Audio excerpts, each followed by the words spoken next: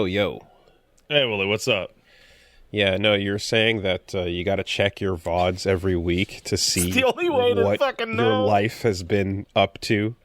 I And can't remember streams the day after I do them, man. I feel the same way, and I kind of think that the ability to go back and see like what you've done with your week with this gig, in addition to simply having a weekly podcast, is almost like fighting dementia.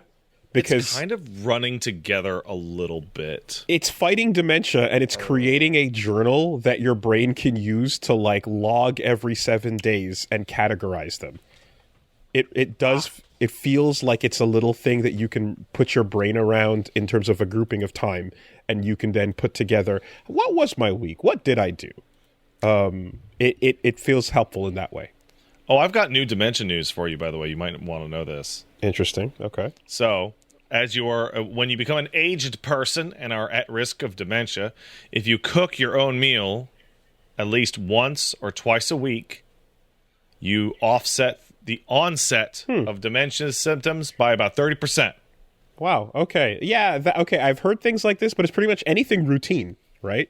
No. Because if you're bad at cooking and have no skills, it jumps to 67% decrease in onset. If you don't enjoy the taste of what if you make. are not good or practiced at cooking, because it's not routine, it's about novelty.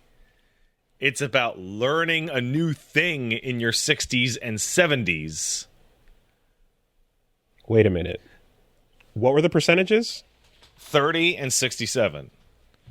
When you're cooking but you suck shit, so you have to learn how to cook and you're old, you're using your brain more, which offsets dementia. So like everybody, you've seen this with the boomers. They hit like 40 and they are done learning anything new for the entire rest of their life. Yes, correct. Yeah. Yeah. And it's absolutely fucking baffling. They have decided that I'm done, and I'm sure you've tried to explain something to your mom, and it's actually trivially simple, but you get one step into the process, and she goes, that's too complicated, I can't do it, just do it for me. Yeah. I know that. And that is baffling, but also I'm starting to feel that way in other aspects of life. For example, I know this is something you wouldn't relate to necessarily, but when it comes to music... I thought you were going to talk about hair. No, the desire to consume and keep up with music as new things come and change is so fucking like exhausting and just not worth the energy. Well, I actually have a news for you on that. It's been statistically and empirically proven that the best music that ever came out was the ones that came out in between the ages of 15 and 25 for you. Sure. All music tastes like rapidly spike in the late teen years and then sharply decrease. It is just the natural way of things. And we grew up being told that the 70s was the best. And you know what I mean? It feels as if like there's always that sliding scale of each generation. But there's moments that take you by surprise and just ambush the fuck out of you. Like, for example, I'm going to put a bullet point. I'm going to put a marker for something I was going to come back to. Talking about routine. Yes, church. All right. Before I get into that, when you're talking about music, recently the city was just taken over suddenly overnight at the Jazz Fest. I woke up one morning and found out that like Place des Arts, the massive place downtown where everyone has big events and summer festivals, was like over capacity with 150,000 people all coming together to watch a concert for a group called Angine de Poitrine. And I was like, who? What? Like, this is surprising because when an event that scale with a crowd that big comes together, you know, if it was something like, back in the day, if Lady Gaga came to town or if like Bad Bunny did a free concert or something, you're like, oh yeah, okay, that makes sense. It's going to be nuts downtown. Yeah, that makes sense. But then all of a sudden, we're like hearing about this massive, insane moment. And I was like, I have never heard of this band. Who are these people? And then you look into it, and what you find out is it's a kind of a novelty gimmick band where it's two performers, kind of like the White Stripes. You have a guitarist, bassist, and then you have a drummer.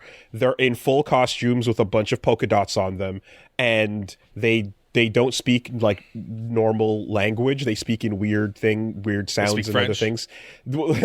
Well. And then, of course, what it actually turns out is they're from Gatineau, which is La Région, right? They're from deep. That explains everything. They're out in the Quebec countryside, right? And something happens every year here is there's Francofolies, which is the French music festival. A lot of French performers. It's very possible to become a huge hit internally in Quebec and not necessarily be and just known never escape ever outside in Canada or North America. It's kind of a bummer. Yeah, that happens, and I know people like that. I have in-laws who are in bands that are like huge in French Canada, but not necessarily outside of it, right? You can sell out massive venues as well and theaters. Mm-hmm. However, that doesn't explain these numbers. And so I'm like, yeah, I get like, okay, this is a new band from Gatineau, but what's going on here, right? And then looking into it a bit further, because it's literally all everyone is talking about all of a sudden. And what you find out is actually they're really experimental, and they're doing like progressive math rock that is not only really interesting when it comes to the notation. Like the notes they play are unusual notes, and the time signatures they use are unusual time signatures. So they're musicians, which then results in like Dave Grohl being like, yo, this is one of the most interesting bands I've ever heard. And other famous musicians and people in the industry bigging them up. And so they're actually a huge hit outside of Quebec, like internationally now. Mm-hmm. But it's happened over the last 2, 3, maybe a couple months. They've been doing it like from last year, but they're starting to get bigger and bigger. And overall, I think just like it was a social media moment combined with the fact that this is their own backyard. And before they go on international tour and get picked up and swarmed with like tons of big name musicians, they're here in the place where they not where they grew up, but they're in the big city of the province of where they're from. And then it was like, this is what leads to 150,000 people at Place des Arts. And well, good for them. Yeah, it was cool. It's very cool. And it's a moment that's happening. But I just woke up one morning and saw like like helicopter footage and drone footage of like an insane thing going on. I was like, what the fuck is this? And this happened while not hearing a peep about who they are or their existence in any way, shape, or form. You know, it's a bit of that like, you will meet and hear about YouTube channels and meet people at mutual friends that are, you've never heard of their channels, and they have like 10, 15 million subscribers. You know, it's an insanely weird thing that just makes you feel the passage of time. But also music in general is just easy to stop trying to keep up. It's very easy to fall into your habits on that. Okay. I'm just thinking about my dad, who my dad plays video games. That's good for your brain. My dad plays the same video game. You know what video game my dad plays? Mm-hmm. Solitaire. Yep. He's been playing Solitaire for decades. And like, I feel like he's at the point where he has solved Solitaire. So like, you're not getting any good brain juice out of that one anymore, Dad. Yeah. I mean, you might as well be playing 52 pickup. Good shit. Yeah, honestly. Yeah. Wooly is a fake Quebecer. Yep, I live in fake Quebec my entire life. I was born in fake Quebec, and that's it. It's not real. My life is a lie. I go outside every day and live in a fake world and do fake things, and I'm just not genuine, man. I love that person accidentally drove headfirst into like a real point of derision where like I am sure there are a lot of my Quebecois compatriots that would consider you and I fake Québécois because la langue maternelle c'est pas le français, c'est l'anglais. My way. Right? And I moved away too. C'est en plein ça. Like I moved away and married an American? Christ. Did I even live there? Yeah. Yeah. So, you know, we won't even get into the other dynamics of it, but For the most part, it is interesting. Bienvenue à Quebec. Don't you welcome to Revachol me, you son of a bitch. How fucking dare you? You know, my family's been here a minute. I have like unironically run into, oh, nice to meet you. Where are you from? Verdun. Oh, really? I cannot tell. Shut up. No, but whoever that piece of shit was in the chat, it's exactly that energy. All right. Tangent point that I said earlier when we were talking about routines and staving off the Alzheimer's, and collecting the podcast is a thing that you have to like collect your thoughts every 7 days. I will say that back in the olden days, when I was going to church, one thing that church was good for, you know, before having a podcast, was every 7 days you have a routine place to go that's a community thing. And there's enough time during that period to kind of collect your thoughts. And there was something useful. I've said this point on the podcast before, but there was something nice and useful about taking a second to just slow down and collect your thoughts on your week and put together what you did. And I feel like this podcast is kind of like that. So, hey, welcome to church. I think... No, you know what? No, I'm going to hold that for later. Welcome to the Church of Universal Truth, where our opinions are really good. Very, very, very, very good. Very good. Remember... Non-controversial, too. Remember, this is the episode after the title Black-Owned Business, right? This is after That's the Black... true. So this is That very is important. true. People are going to be clicking it and tuning in and being like, oh, shit, I didn't know. You're super right, yeah. Yeah. How does it feel to be Black-owned, Pat? Fair.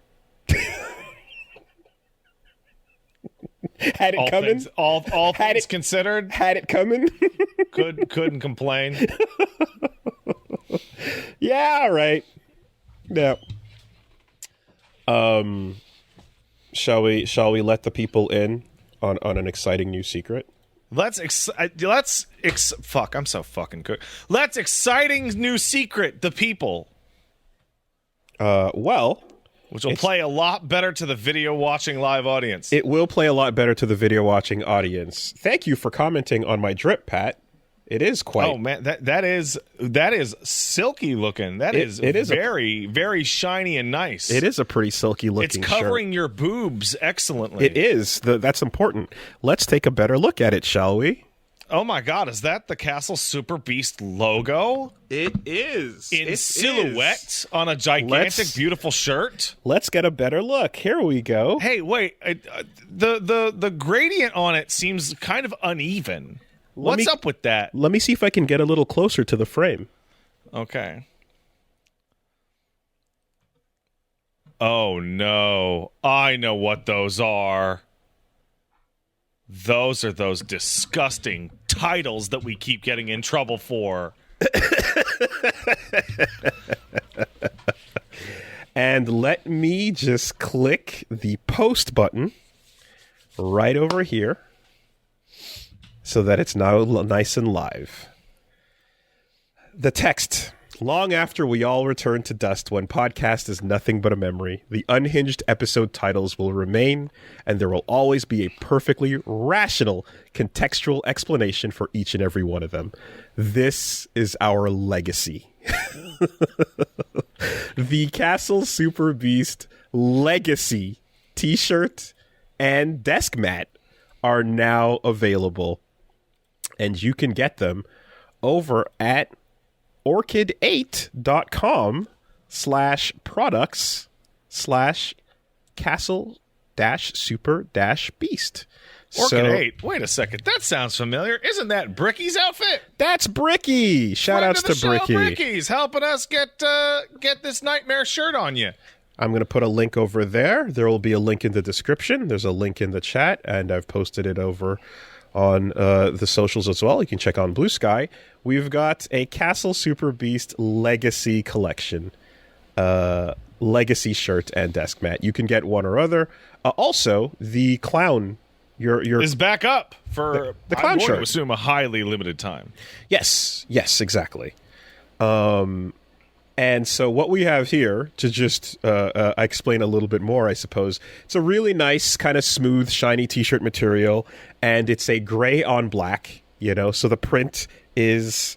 it's a little difficult to read at a distance. It's a little smooth. It's a little difficult. There is the text that wraps all the way around to the back, from top to bottom.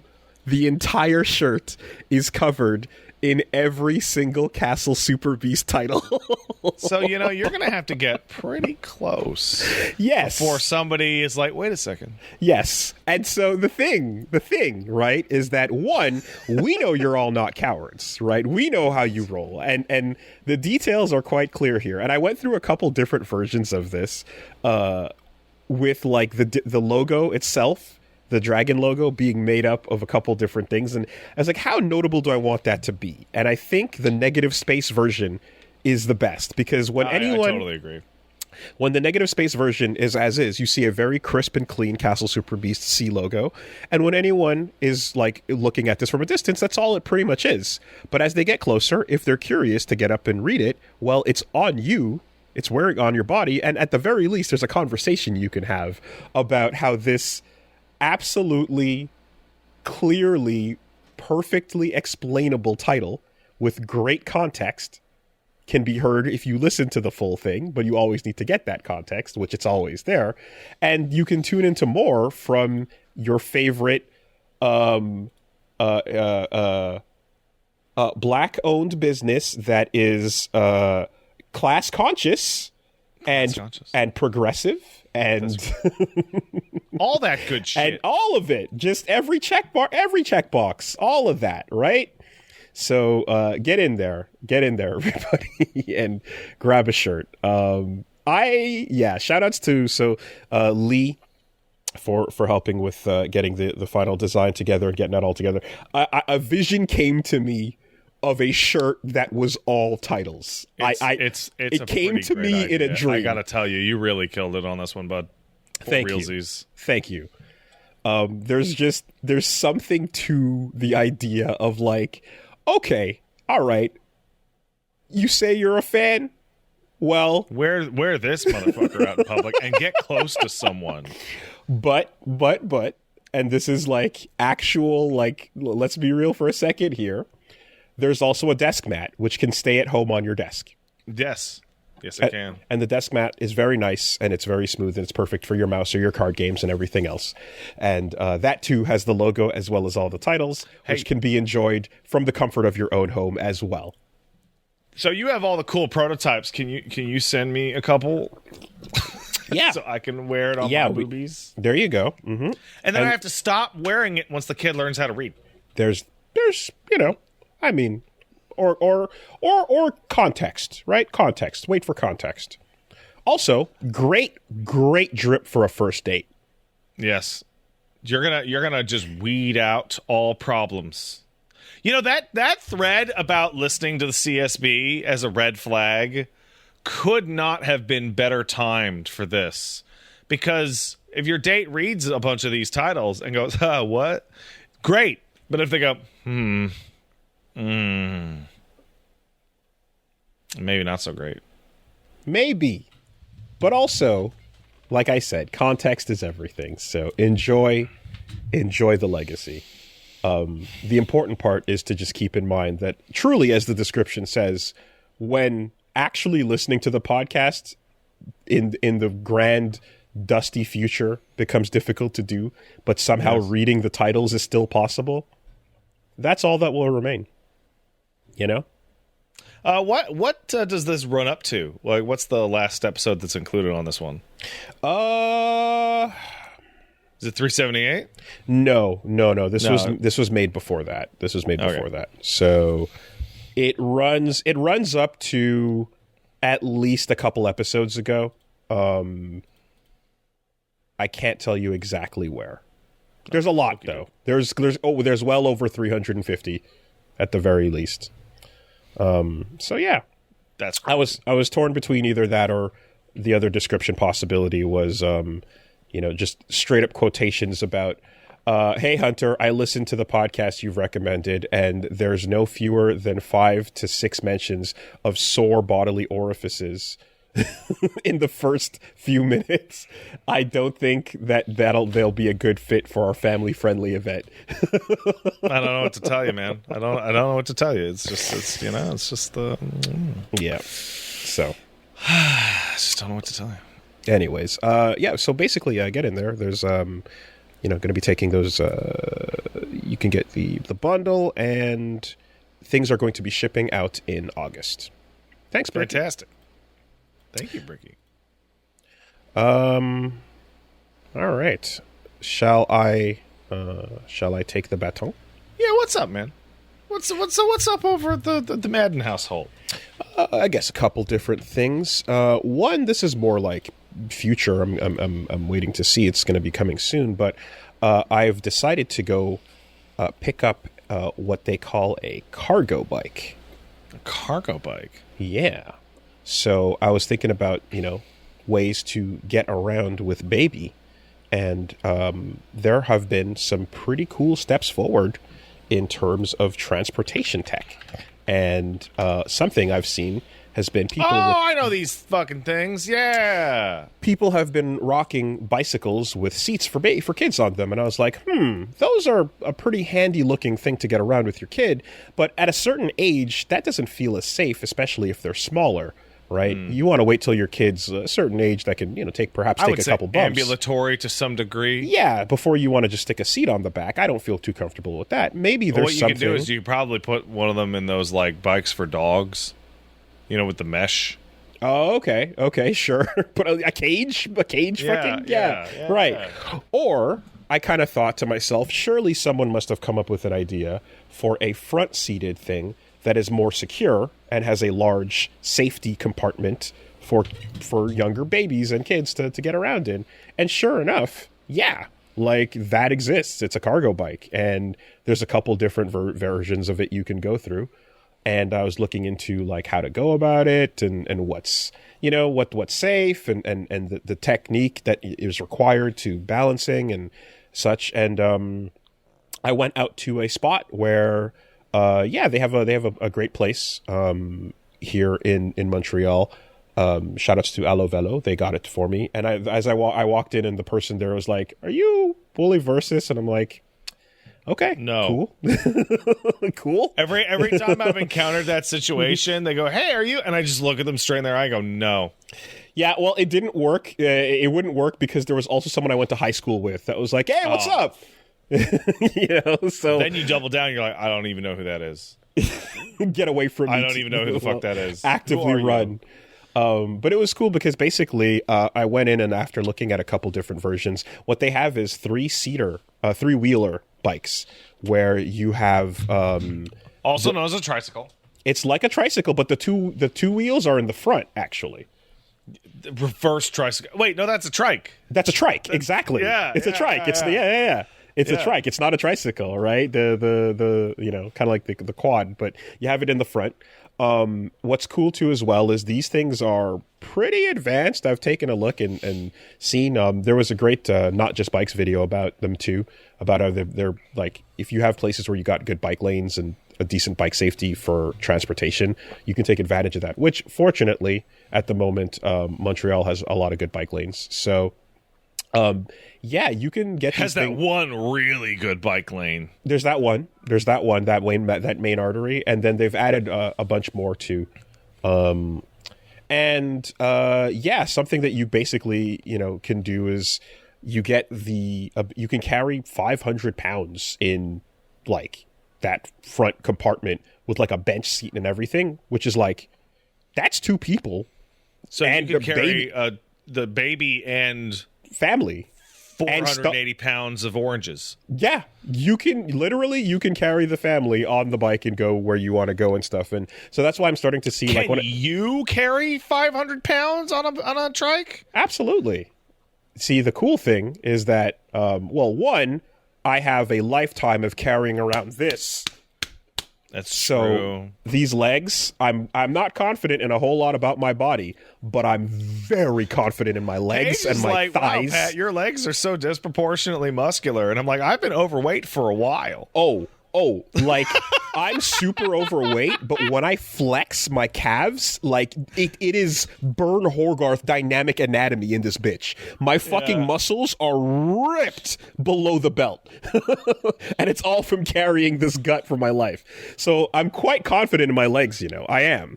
But more than that, the thing too is they also have these as like e-bikes with like the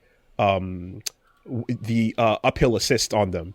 So they can help stabilize weight as well. So if you are carrying 500 pounds, you can turn on the thing that basically makes it so that it's like it feels like you're riding a normal bike either way. So that's cool. And the 3-wheeler in particular, there's some technique to it where you got to get used to like you can't corner quickly like you would on a normal bicycle because you don't want to like lopside because it's not made for cornering aggressively. Because the weight is all in the front, and you are instead of a bicycle where you are the center, and then you use the front handlebars to turn left and right and guide that main weight forward. You are trailing behind the main weight, and you are delicately. It's like you're pushing a shopping cart that is full more than it is riding a bicycle, if that makes sense. So the way that you maneuver a shopping cart, that's much heavier than you, is the same technique that goes into riding one of these kind of like trike setups going. But yeah, that's cool. And considering that, this city is a giant fucking mountain, it is a royal mountain, in fact, there is a whole lot of uphilling that you would want to be able to offset. So yeah, got one of those, and we'll give some more updates as I get used to it and as we take it for a spin. But that is a pretty cool solution, and the more I looked into learning about them, the more I saw like a community of people that were like, yeah, fuck it, this is my second car, or why not, this is the vehicle, like there's the fact that they have them going like, here's how you make it get through the winter, here's how you use it literally on ice paths where they've cleared the snow off, and you can use that and keep it warm and stuff. It's like, that's a really practical solution depending on where you're at, so very cool.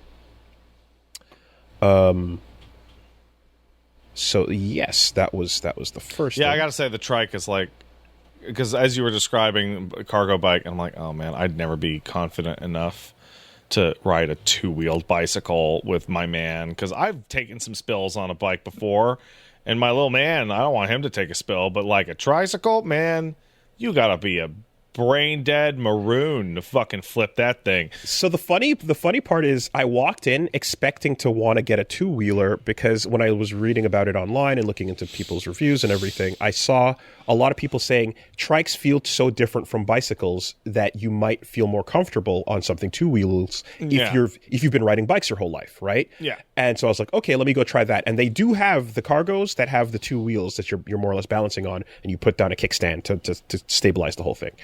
And I took one out for a spin as a test drive, and immediately they were like, okay, this is going to feel like a bicycle. However, because the front wheel is really small and it's not the size of a full bicycle wheel, and also it's way in front of where the like cargo actually storage part is, you're going to have this weird feeling of like the handlebars are going to be really shaky. And they're going to only stabilize once you start to get a little bit of speed going, And I tried it and I was like, ooh, yeah, that's a learning curve, right? And it does give you more nimble control to like, weave in and out, and you can take corners fine with it. And you can probably do like, you can go out of the city if you want to, and as well. However, a really good point that was pointed out was like, do you really want to be learning how to maneuver this while also parenting at the same time? No. Yeah. I'm at the point where there's a huge variety of tasks right now that I don't want to be doing simultaneously while parenting. And some of them I do anyway because it's good for them. Like when he was 18 months, 2 years, doing dishes together, awesome. Now dishes becomes a full step process of pre-scanning every dish for knife, because it goes from, hey, pick that up, wobbly, pick it up, to, what's this one? Is this a knife? And you're like, okay. No, I'm trying to extrapolate every task into the, see, Dada, I told you we needed to go left. What is the version of that in the task, So, fuck. But this, the two-wheeler versions, they do have the e-bike thing, so they can get the assisted support and all that. Overall, though, I kind of just, even a little bit of that wobble, I went, nah, okay, let's get the three-wheeler out here. And then that felt comfortable, and it is different, but it felt safer right away, because when you come to a stop, you don't have to balance and put the kickstand down. You literally just, you come to a stop and it's upright. You just get off, So yeah, more on that as we go. But truly, this is that next level, because apparently in countries where cargo bikes are like a main thing of getting around, and they're a lot more popular, like in Amsterdam, for example, they don't have the soccer mom vans. They have the what was the word? It was there's a word for it that was like cargo bike moeder kind of thing, What? And it was just like, it was basically like the mother that drives around with the cargo bike. Is the replacement term. And that has become more and more of a cliche, I guess. Anyway. What is it? Backfiet. There we go. It's Backfiet moeder is a term for, it's the version of this that applies to the Netherlands instead of soccer mom van. You round all the kids up into the Backfiet, and then you go for a ride, which they said also is pretty cool, because they're like, the view from one of those lets the kids see the neighborhood more, and they get a better internal map of things going on versus the back of a car where you're kind of just like teleporting from spot to spot. There was a great series of videos a while ago that was like, hey moms, hey dads, why don't you take your infant out for a beautiful day, in the sun, right? And they'll see the world and whatever. And this lady just took footage of her going to the park, going to like Oceanside, going to a restaurant, and then just put a GoPro inside the camera, inside the stroller. Mm-hmm. It's like, you know what that baby's looking at? Top of the fucking carriage. Yep. Straight the fuck up. Yeah. At nothing. Yeah. Not getting anything at all. 100%. They're getting fresh air. That's it. No, that's and some ambient noise. It's still good for them, but like, let's be real. Yeah, there is a whole topic on the the ways in which if you have a kid that jumps in the car and teleports from location to location, they don't have a map in their head. They have a whatchamacallit. They have a quick travel map. Yeah, basically. But they don't have an actual road map. So yeah, like if my guy, if I had a heart attack and died on the street, like, my kid could probably get home, even at his age, from 3-4 blocks away. Hell yeah, that's fucking awesome. That's super cool. No, hey, hold on, I'm fucking dead in this scenario. Okay, well, it's not that awesome. It's appropriate and solemn. Sorry, I was a little excited there. We can dial it back. Jump the gun a little bit on that. Okay, well, that's a great trait, regardless of the unfortunate demise that occurs within the scenario. Good job on that. All right. Other stuff going on. I have finally completed Mina the Hollower. Oh wow, you've just screamed ahead on me on that one. I was not too far from the end with the final act, and I decided to just push through, which was very easy to do because the final act is fucking strong. Yeah. Yeah, the game gets a lot better as I described. The more you go in, the more you get, the more it throws at you. And then the last stretch of this game is phenomenal. I really loved it. For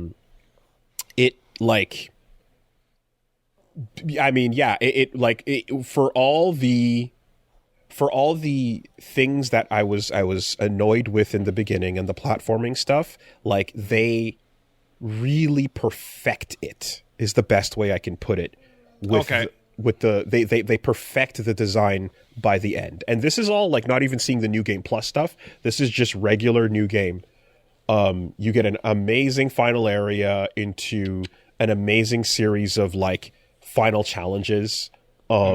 There is a real son of a bitch platforming room right before the final boss too. So like it pushes everything you've got to the limit on that. Even if you've got your trinkets, it doesn't fucking matter. You gotta just be clean about it. And then yeah, just an incredible like finale sequence. So really, really highly recommend Mina the Hollower pushing through on that. And in addition to all the cool new game stuff plus new game plus stuff we talked about last time, going through that list of unlocked modifiers, because I had the big list initially that I was looking enormous. It's fucking absolutely crazy. It's psychotic. I want to say the list has maybe 500 or so different things on and off switches for ways to customize your game. And like it feels like they wanted to give you, it's almost like they wanted to give you a use map settings button, you know, like a map editor almost. But that would have been too far. So instead they just made every possible fun variant you can imagine and then put that on a button that you toggle on and off, because asking people to go in and draw the actual map might be a bit too much. But mechanically, maybe a smidge. Mm-hmm. And it is like, I am curious because I'm like, the new game pluses, I guess, are all different versions of those switches, kind of like they're like not random toggles, but they're just like all over the fucking place, pre-selected for fun, you know, if you don't want to go through the list yourself and actually fine-tune it.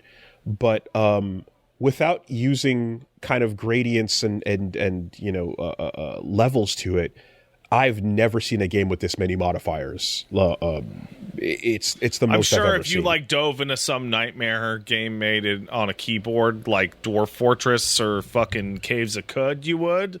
But for like a regular human game, yeah, no, I've never seen it. Mm-hmm. And the other thing too is just in terms of build variety by the end, the amount of trinkets and the synergy they have with each other, and then the amount of tools you can use and the synergy they have with each other, and the 5 weapons you get, and well, you know, 6, and then the different kits. Oh yes, you saw that then. And then the different things they no, but I remember we discussed, but like oh yeah, okay. And then the different ways you use them, like gameplay variety, man. Oh my god, like there's just so much to how you can play and what you can do. You know, at first, one of the first consumable items you get in the game is the plasma dash, and I kind of ignored it for most of the game, and then I found myself coming back to it during the situations where I'm like, okay, don't got time for, like, I don't feel confident in a parry, I'm telegraphing this moment, and something's coming at me, and I'm not going to dive into the ground right now because there's too much other bullshit in the way. Dash into the thing. It comes in real, like stuff like that comes back around and you start finding new applications for it that are like really, really good. I also, some of the things you find in the game you find like a couple of different types of shops, and one in particular that's really interesting is a NPC who will sell you trinkets ahead of the time when you're supposed to find them. Yes, that is a really interesting, like, obviously for speedrunners, if you want a particular trinket that makes platforming or adventuring or healing better or whatever, something from that you get later in the game, almost like a ring. Well, it is a ring essentially in a Souls game, or you know, one of the orbs in Hollow Knight. He will go out and find it and grab it for you ahead of time for a premium price that you pay more than obviously the free. Much more.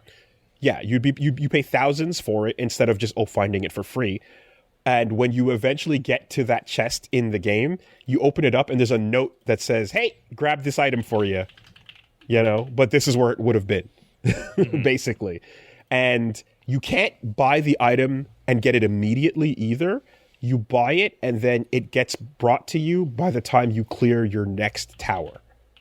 So it's like you can get early access to like the best trinkets in the game if you can clear a tower get the money for it, and then yes, are willing to pay the price. You know, it's such a cool idea. It's such a cool phenomenal idea.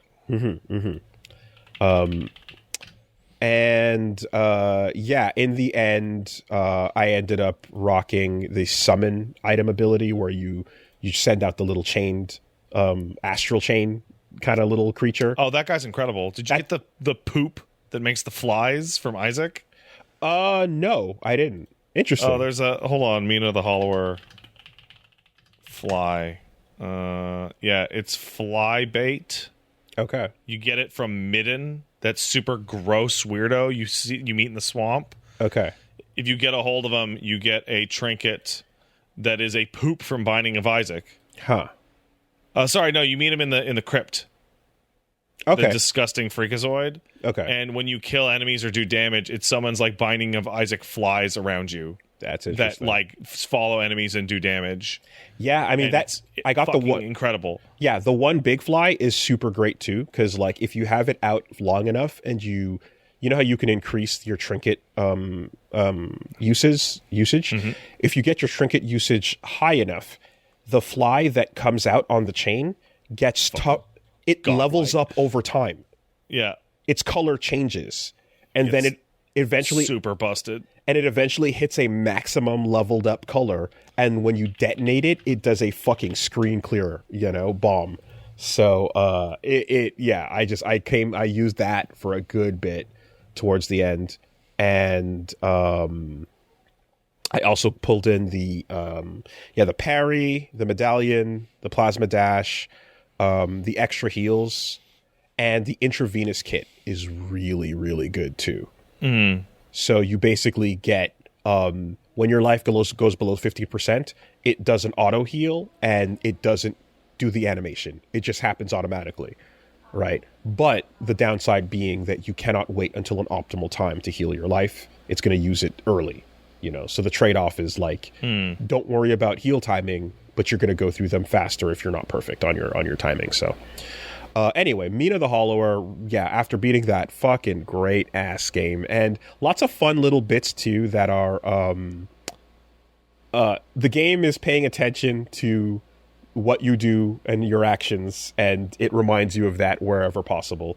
There's a whole lot to what your actions as an NPC, your actions on throughout the game lead to, and different outcomes and things that come from that are just kind of little fun extras. So go support that. Go play that game. It is very, very good. That game's great. Also this week was the third Avatar Fighters beta. Open beta. Mm-hmm. Open beta, but pre-order required. So open for if you... Open-ish beta. Open-ish beta, yeah. Hey, I have a question. Yeah. Because I saw people... I have not put hands on it myself, but I did see people talking about it. Do you believe that game is too hard for casual Avatar fans? This is the discourse that is coming to today's episode, and this is why I bring it up. We'll get there. Is that game fucked up? It is very fucked up, right? It is very fucked up. It straight up. It's extremely fucked up, and it rules. Here's what's up, right? There should be different types of games for everyone that likes different types of fighting game. There should be games... I agree with that. Right? You need to offer all kinds of ingredients when it comes to how tasty this genre can be. And this one, in particular, is like, what ceiling? There is no ceiling. Your human limitation is the only ceiling. Got it. So... Because when I saw what they were doing for Azula... Yes. Azula is a mandatory two-character. So let me talk about that, and I want to. This is why I'm bringing it up, because before getting into the FGC-ness of how hard it is to do combos or whatever, that's not as interesting to our audience as the cool lore implications of how they implement they work on the characters. Because last time I talked about this, I talked about how sick the systems with God damn it, my brain is just awful sometimes. You're good, man. You're strong. Zuko Zuko's honor system is incredible. It's such a cool design where you create a system in the game that, to recap, it encourages the player to use all of their meter, all of their chi, and burn themselves out. And after they burn themselves out, they gain back redemption, and redemption makes you a little bit stronger as a character. And if you burn yourself out again, or if you exhaust yourself again, you level up your redemption meter. You get better and better each time you burn too hot, right? Resembling the character's arc in the story, where you are somebody who's impulsive and nuts and just fucking goes to the end, and then you have to calm that shit down, and then you come back better than you were before. Awesome. Mm-hmm. I also shouted out the system they have on Korra, where Korra has the ability to do a running round start drop kick that leads to an insane combo. And if you land a first hit with dragon punch kind of reversal attack that is just an insanely ballsy move to do, and you don't get hit first, you get rewarded for it. The game's like, awesome, you're playing like Korra. She's rash. She's also impulsive. She goes in. She does not have any chill whatsoever. You need to play this character with no chill. And the cost of doing so is burning through your chi, right? She can extend a lot of her moves and do crazy damage to you, but she then gets super burnt out as a result, you know? So the game is like, play her the way she acts in the show. There's a lot of the stuff with Toph. Toph is super duper awesome. She's like my fucking favorite. She's armored. She's got her rock. She's got her grab. She's got all this cool shit as she's earthbending. And yeah, Sokka has a move where he slips through your legs and hits you from behind. I saw this, yeah. And it makes him invisible because it's a blinding move. But if you do it on Toph, it doesn't work because she's already blind, idiot. Why would it work? Why would it work? Right? So, and he's already doing a tons of great stuff. Water Tribe! He's a perfect mixture of like the times where he's being cool, but then all his goofy shit as well. The functional Dan, if you would. So they did a great job with all that. And when it comes to Azula, her implementation into the game is one of the most creative, interesting things I've seen with a fighting game character. Because just building her up from the lore, from Avatar, she's a character who comes in with a focused mode where she is the Azula you know from most of the show. And she can do tons of... She can play around in the air. She can dash in and dash out. She can keep away. She can hit you from a distance, and she can rush you down as well. She can do it all. She has very low health, but in exchange for that low health, she's like Akuma. In exchange for that low health, she can just fight in a ton of different ways. And she also has the lightning, which is her super, which is unblockable unless you're somebody as Aang or Zuko or later Iroh, who are the only ones that can catch that shit and deflect it. If you're Zuko, you catch it and deflect it. If you're Aang, you catch it and you shoot it upwards. Right? That's great. Yeah! Really great. So they actually fucking did it, right? Then, with her, the way she plays, if you lose a round, she's no longer focused and she goes into Fire Lord mode where the hair comes down. She gets the crazy look in her eyes from the end of the show and is just go fuck yourself, rush down, nonsense, insane batshit style. And turns into a completely different character. She loses a bunch of her moves and what's left becomes way better. She loses a bunch of her air mobility, but what's left becomes stronger.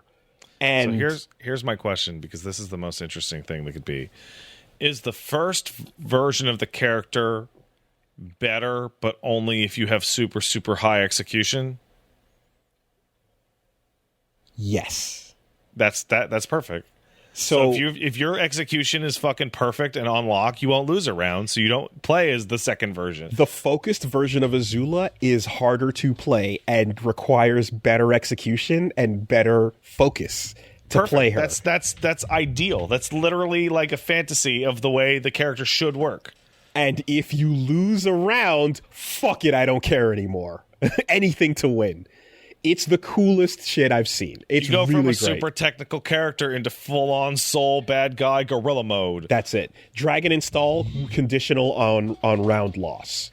And the game already has its own built-in system of like you get extra meter on round loss as well. So then you get access to your level 3s only on second round. Mm-hmm. People have said that like there's a character Vlav who like played like this from Melty Blood. And who would even know about that? Well, so there, in terms of just like systems of the character changes between rounds, like there's sources like that.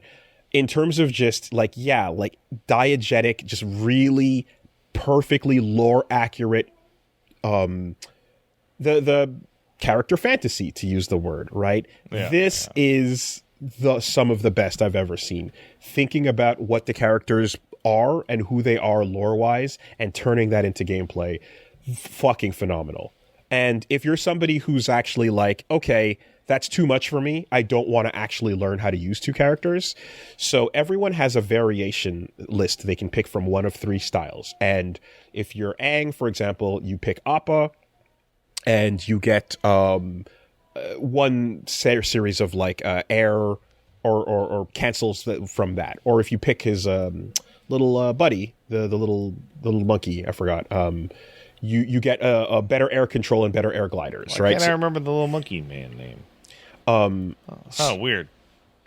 So you get all these different support characters that change your style pretty significantly. Momo, that's it. Yeah. You get these support characters that change your style pretty significantly, and it reflects, who the trainer was or what they taught you. What this character did for the playable character in the show is in the philosophy of that support, Mm-hmm.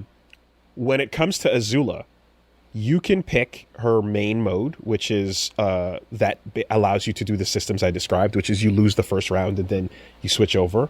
Or her 2 other supports are Judy from Ba Sing Se, which is the smiling lady that says there is no war in Ba Sing Se. Yeah. And she's like, everything's fine. Everything's great. I'm totally okay. And that forces you to stay in focused mode no matter what. Right? There is no Fire Lord. I'm all calm. Everything's totally fucking great. Yeah. Or you pick the mirror.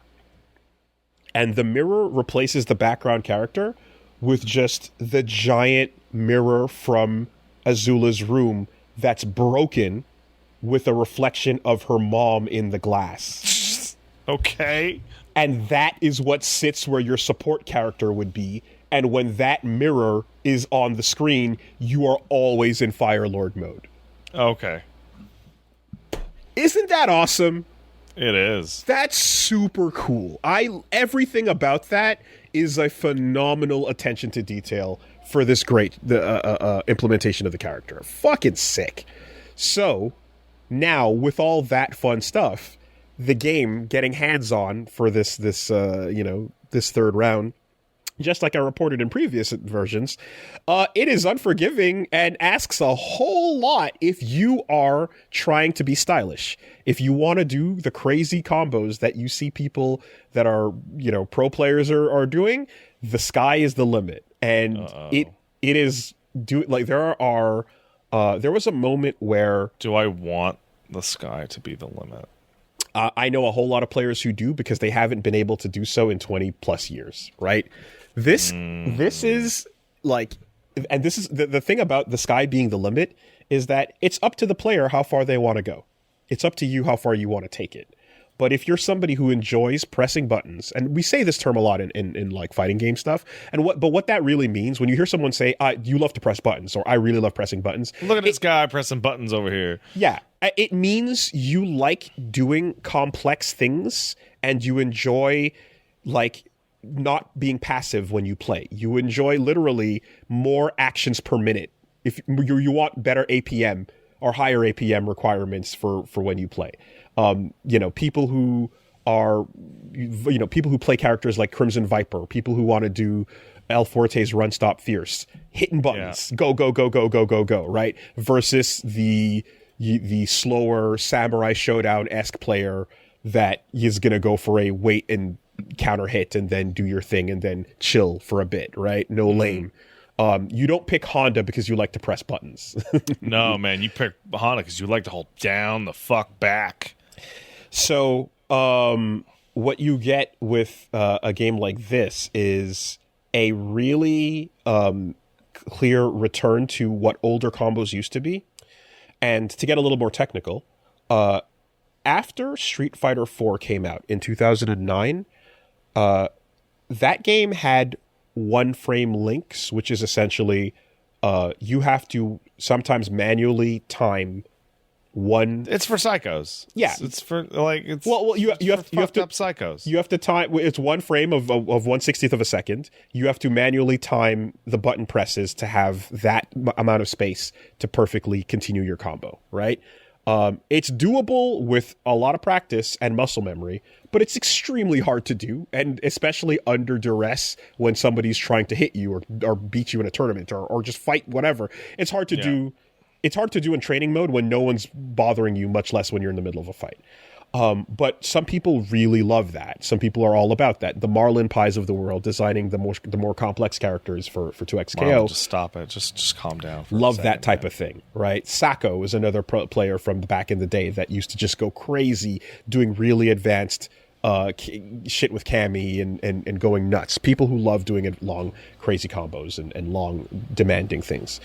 This game, what I was saying was that after Street Fighter 4, that was the last time that they kind of said, okay, one-frame links are going to be in the game, and these are how you do some of the more advanced combos. They made it so that, starting with Street Fighter 5, and a number of games afterwards followed suit, 3 frames is the smallest amount of time that you're going to have to be able to time. Sometimes they throw a buffer on that even then. Yes. And 3 frames is much more doable, right? It's still tricky. I can do 3 frames. But you can do some practice, you can get it in your system, and after playing for a regular amount of time, you can do 3-frame links and not have an issue with it. So that has been the case with a lot of modern fighting games, because in the quest for being more accessible and for being like something that people who are beginners can get better at quickly, they made it so that these requirements were lower. And it's a subtle, small thing that, like, you don't feel at beginner level play, but you do feel it at intermediate and above.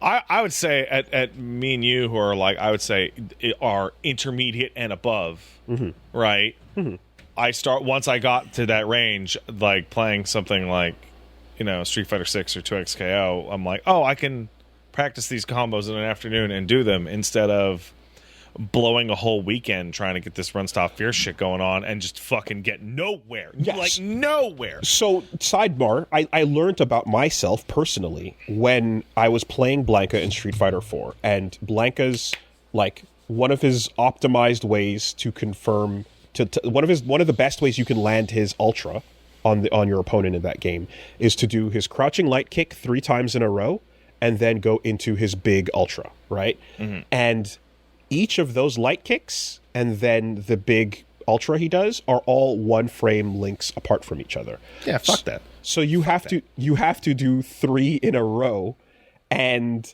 I remember, like, that was what all the best Japanese players were doing, and that's like if you can learn that skill, you can be really, really strong with this character. And I learned it, and I was able to do it at the meetups and regularly for about 2 to 3 weeks. Yeah, and then it fell off because you weren't radically practicing it all the fucking time. And then it was gone. Yeah, I just straight up was like, okay, I have the ability to do this if I'm playing, like, aggressively, which people who are, like, trying to, play professionally and stuff are playing that level, and they're playing that often. But, like, taking a break, taking some time off the game, that skill drops off the fuck immediately. And I learned that, okay, I can do this, but reliably, when I come back to the game, if I'm depending on this skill to win, I'm going to lose. So I need more reliable things that don't take as much of a responsibility and don't take as much skill to do. I need something that I'm more clear bread and butter that I can come back to and warm up to faster.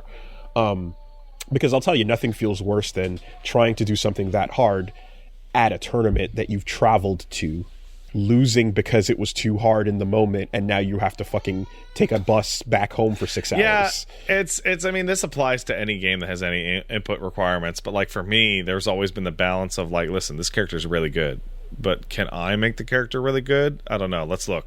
These execution requirements are pretty high. Yes, so I can are. I could play the best character in the game, but in my hands, they're like mid. Because I can't do the fucking high execution shit. And I never could. Even at like my peak of like playing fighting games all the time when I'm 22. Yeah. Like I did not have the execution ability to do one frame links. See Street Fighter 6 Blanca and the current state of affairs, you know? Not to mention, though, that's definitely a case too of just like, I fucking love this other character and she's dope as hell. But I did go and... I mean, I'm wearing a fucking Third Strike shirt, man. Mm-hmm. I never once got used to doing short, light, short to confirm things. Makoto was my fucking favorite. The best thing you can do with Makoto is... fucking super hard. land her command grab and then go straight into her off-the-wall super, where she then can go straight from landing that super into building your stun meter up 100% and then landing it again. And it's very difficult to do. And I only learned how to do it properly for the first time last year when fucking Chirithi came over and showed me how to do it, and we actually went for it. Because I was like, yeah, I love this character. That shit is just beyond my pay grade. It's one of the things that like came up. I don't know if it came up with you during the slam, but it came up to me with me at least once for both slams, when someone who's like a coach or like above is like, yeah, so you can do this. It's not that hard, and I have to stop them and be like, it for you, man. Yeah, like it's actually super fucking hard. Yeah, even for somebody like me, but playing games, fighting games since '91. 100%. And I do also have to explain, and this is something that comes up when I'm talking to Reggie often, but I'm just like, combine it with my own bad clutch, where I'm just like, I have to do repetition to get it into my brain because my ability to like improvise is lacking. I have to go extra hard until the muscle memory is in real deep, you know? So this is all a giant tangent from the point I was bringing up, which is that one frame links were something that a lot of fighting games said, yeah, we don't want to ask the player to have to do these, or we want it to be easier to do the most advanced stuff in the game. And this is a game that Avatar basically went, no, we want everything there, and if you have the ability to go that hard and do really insane high execution things, go for it. What's interesting, and if you can't, then hey, here's a really cool Avatar fighting game that has all these characters that you like. Yes.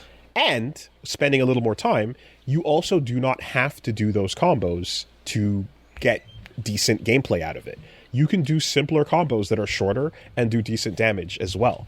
I think there's a real danger in like a lot of competitive games that you need to be a lab fiend to achieve any degree of success.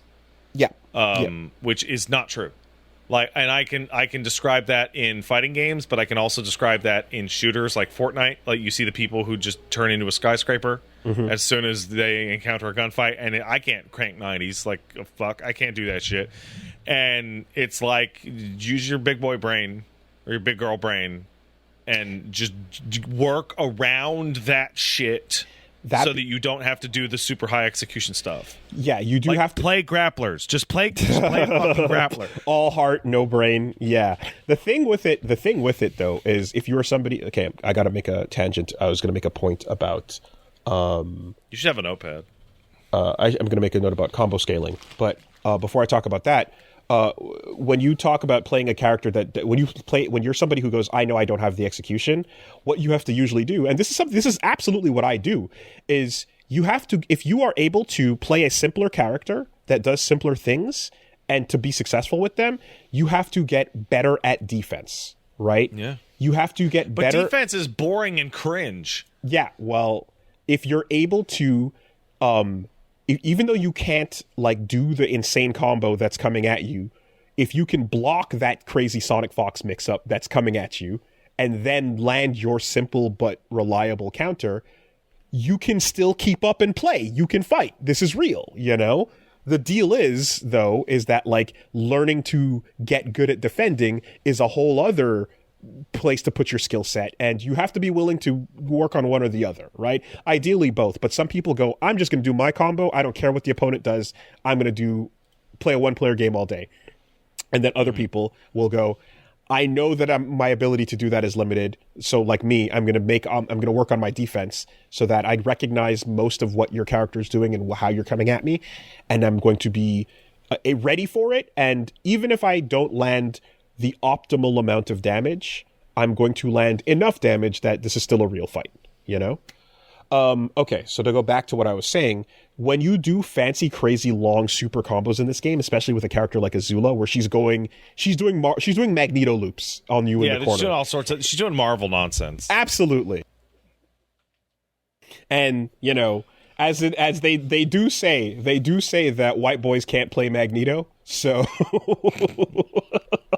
Ray did say that white boys can't play Magneto. Yeah. That's that's canon. That's canon. Ray said that shit. So we will see. We will see how it goes with Avatar. But I can confirm I saw Dacid Bro doing some insane shit. So I do believe white boys can play Azula. I think nice. I think that is confirmed. Right. But to do a lot of that stuff, what's interesting is the damage that you get for going crazy is definitely better than if you're doing simpler combos, but it's not so absolutely batshit out of the, you know, this world that like it makes it pointless to even bother playing. Because I was testing some stuff out with Toph, and after I played initially, got some matches in, did some locals with Reggie and stuff, I went back in and I was like, let me try to extend some of these combos to see what the numbers look like, and then let me do some simpler versions. And I found some simpler routes that were like still really, really solid, close enough damage. And the amount of execution required to extend something gave you a little bit more in some cases, but it looked so much cooler. Yeah. And or it gave you better positioning. So, right? like, for example, I play a lot of 2XKO lately. I don't do anything optimized. Fuck that. I do the combos that are pretty good, and I will not drop. Yep. Don't do that. So I don't drop them and die. Yep. It's but what you see here is like this, and this is like another sort of like more advanced idea, but believe it or not, damage is not everything. It's right? not everything. Sometimes in games, in matches, and at advanced play, you'll see people doing stuff that is not as damaging as it could be because they want to they want a situation that's more advantageous to themselves. You know, if they were to spend every meter they have, every moment, the second they get a touch to make you die faster, you will find that there will be situations where you are now stuck without any resources to defend yourself, and actually you left your opponent in a situation that they were able to get up quickly from, instead of one where they're in the corner and they have to guess and they're already like they ate a combo. It wasn't as strong as it could have been, but now the fact that they get up and they're forced to guess again is a way better situation to be in, because you have the odds of landing a second combo, as opposed to spending it all and just getting a greedy chunk, but then they get back up and they're fine and they're not afraid of you. So like when you start to kind of learn about that stuff, you start to see that there's situations where some of these more advanced stuff people are doing in a game like Avatar, and in 2XKO when they do limit strikes as well. You sacrifice damage for positioning and other resources and things, you know. So all this is really nice and fun and refreshing for people that have not had a game ask them to do this in 2+ fucking decades. So it's become a big topic of discussion online, because people that are big fans of that are finally waking up those synapses that have been cobwebbed over for a long time. It's really fascinating to me because, like, we will never have a third strike again. And to those of you who are unfamiliar with what I mean by that as I wear this shirt, third strike parrying is a simple, on the surface, defensive option that led to new players being so utterly dominated in a way that felt so unfun and so absolutely annihilating that they fucking had one match and went, I guess that shit's unbeatable, and would leave and never fucking come back to fighting games at all. Like, but at the same time, design-wise, the beauty of the parry was that you had to put your balls in your fucking hand and walk into the attack, right? But to guy walking up to some guy playing arcade mode in arcade, that didn't really matter much when you just get curb stomped like nothing else. And we'll never see that kind of like, well, you gotta be X good at the fighting game to enjoy it to any degree, kind of ever again. Question. Very, very important question. Mm-hmm. Would you, the unknowledge, the beginner noob who's about to get your ass beat, would you rather get stomped out by somebody who is perfectly parrying everything you're doing, or would you rather get stomped out by somebody who's mashing kick buttons with Eddie Gordo? I'd rather get stomped out by Eddie Gordo. Yeah? Definitely. What's the reasoning? With Eddie, I'm like, what am I supposed to do here? There has to be a solution. And with the parrying thing, is this guy is reading my mind and I am bad. Right? I can be like, yes, this character is busted. Yes. And then instead of I am bad. I'm so bad, this guy can just know exactly what I'm going to do. Yes, these observations are correct, but how do they make you feel that it chooses your decision, influences your decision? So in one, because I agree with your exact statement. In one, I blame the character, and in the other, I blame myself. And blaming myself hurts more. I'd rather blame the character. Oh, interesting. Because I'm completely in lockstep with you, but the difference is when I blame myself, I go, but now I can get better. And I'm motivated by that. So I love the idea that the person who they read my mind, I love the idea that I have to now think of a way outside of what the box they've put me in, because that means that I personally have an XP bar to start working on. Versus the character being busted feels like, doesn't matter how much time I put in, this character might be so busted that even if I get way better at this game, them mashing kicks is still going to be a problem. That fucking sucks. This feels like a waste of my time. It feels like nothing I do from this point. It feels like nothing I do from this point forward will change the outcome. Versus the person who is better than me motivating me to want to surpass that. I will say there is a double version of this. And I know most people are not like that. I'm just describing why I find this interesting. It's a really interesting double version of this in which both are occurring simultaneously that I have seen once. Yeah. And that was Blaze Blue Calamity Trigger, when you would load in and somebody would pick New 13 and just ping pong you from the ceiling to the floor from the back fucking corner. Yeah. And it was, this character so broken, this character so busted. And then it morphed into, I am so bad, they're reading my mind. Yeah, okay. Why aren't fighting games more popular? Queequeg, I don't care anymore. I'm over here having fun. You shut up. No. I'm over here. I literally don't care anymore. I'm over here again. I'm going to have fun with this, and you can come hang out and play if you want to or not. If you don't want to, that's totally cool too. But the fact that they're fun to play, and this is something that I'm like so addicted to, that little moment of like, oh shit, there's a mountain to climb here.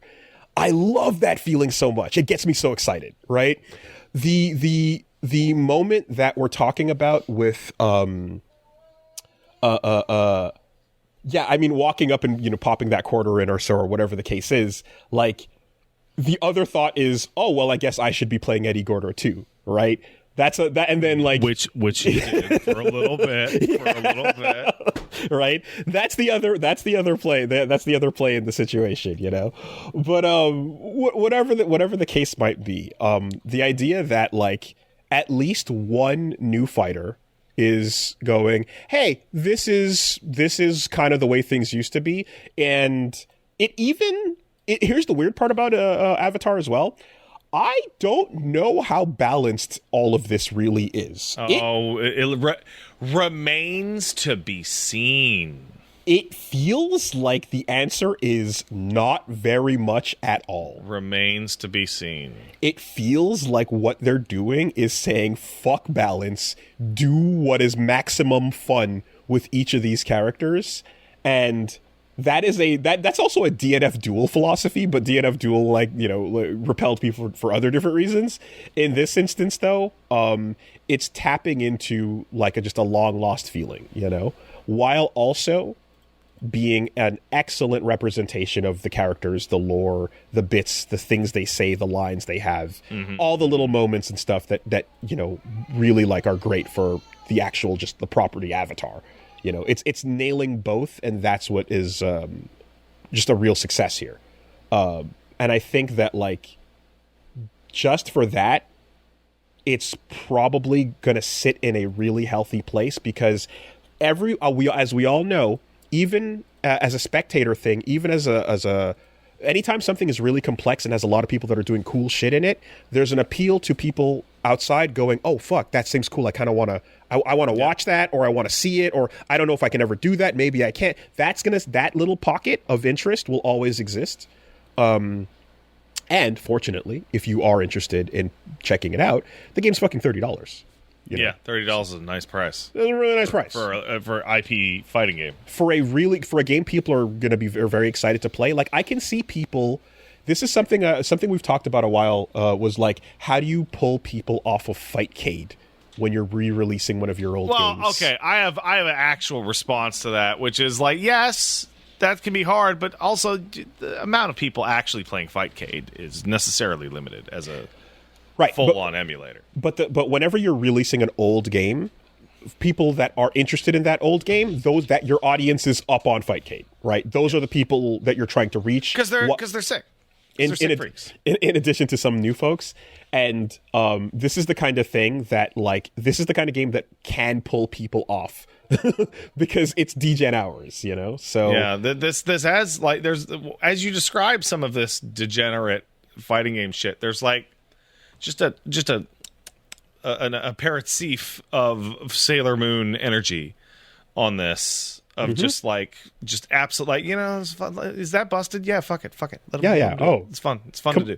Oh yeah, no, yeah, fucking top 5C or just Korra's dust loops is what I'm gonna call them.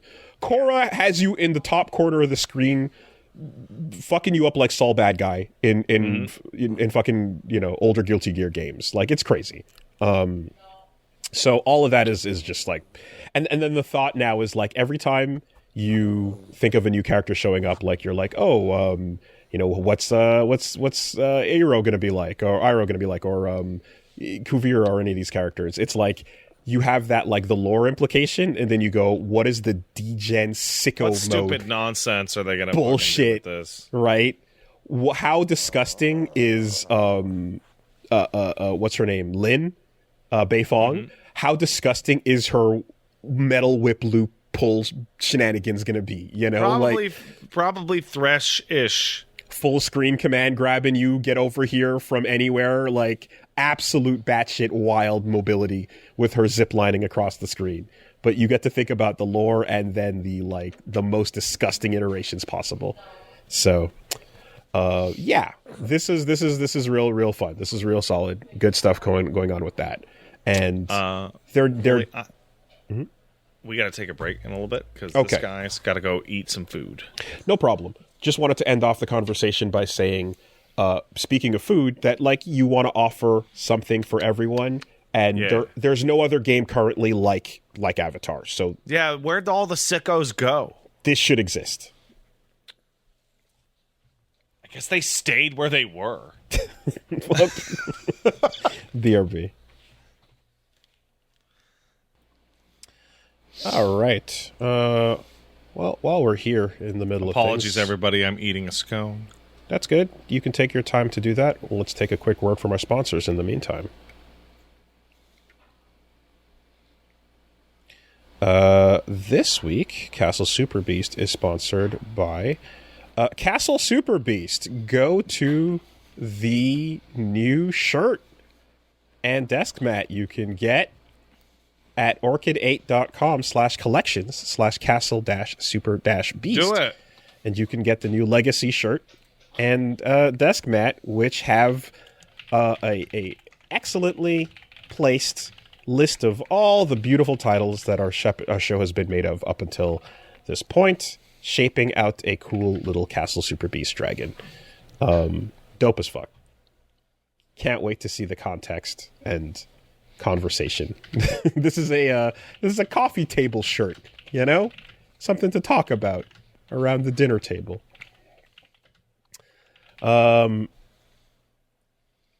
This podcast is also sponsored by Raycon. As we are upon the summer months, you want to get a little bit more outside, you want to enjoy some of your nice weather, why not enjoy the sounds of, your backyard barbecue, sitting outside with a coffee, whatever's going on. If you got some Raycon everyday earbuds, you can take them everywhere, and you can use the active noise cancellation so that you can tune out the distractions to focus on what you're listening to, if it's a podcast, music, or a phone call, whatever the case. Or you can, again, switch back to listening to what is around you. So, they sound amazing. They're comfortable to wear. I've been saying for a while now, I know Punch Mom rocks them just about every day, uses them regularly to take calls and listen in. And you are getting all of these features at a much, much lower price than the insane premium audio brand prices that can break the bank on you. They got a lot of new colors to pick from. They got cool mint violet, or blush violet, or cool mint. And you are talking about over 3 million happy customers and a 30-day happiness guarantee.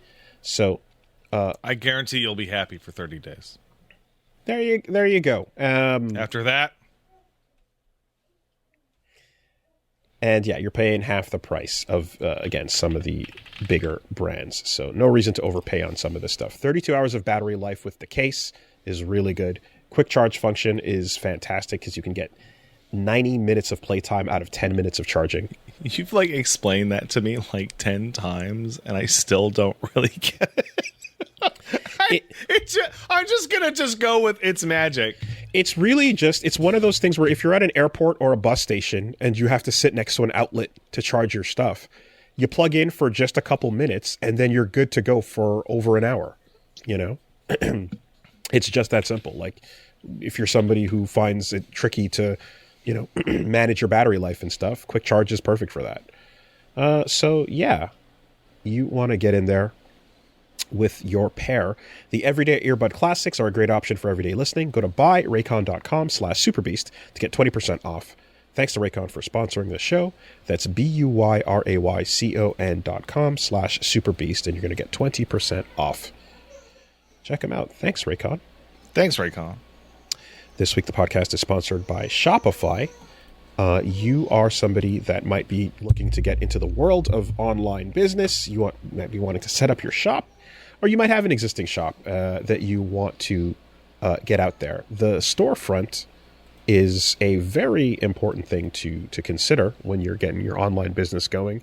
How people find your site, where they shop from, what they order, and how they click, and all this stuff can get really complicated as you get your business more and more successful as it gets bigger.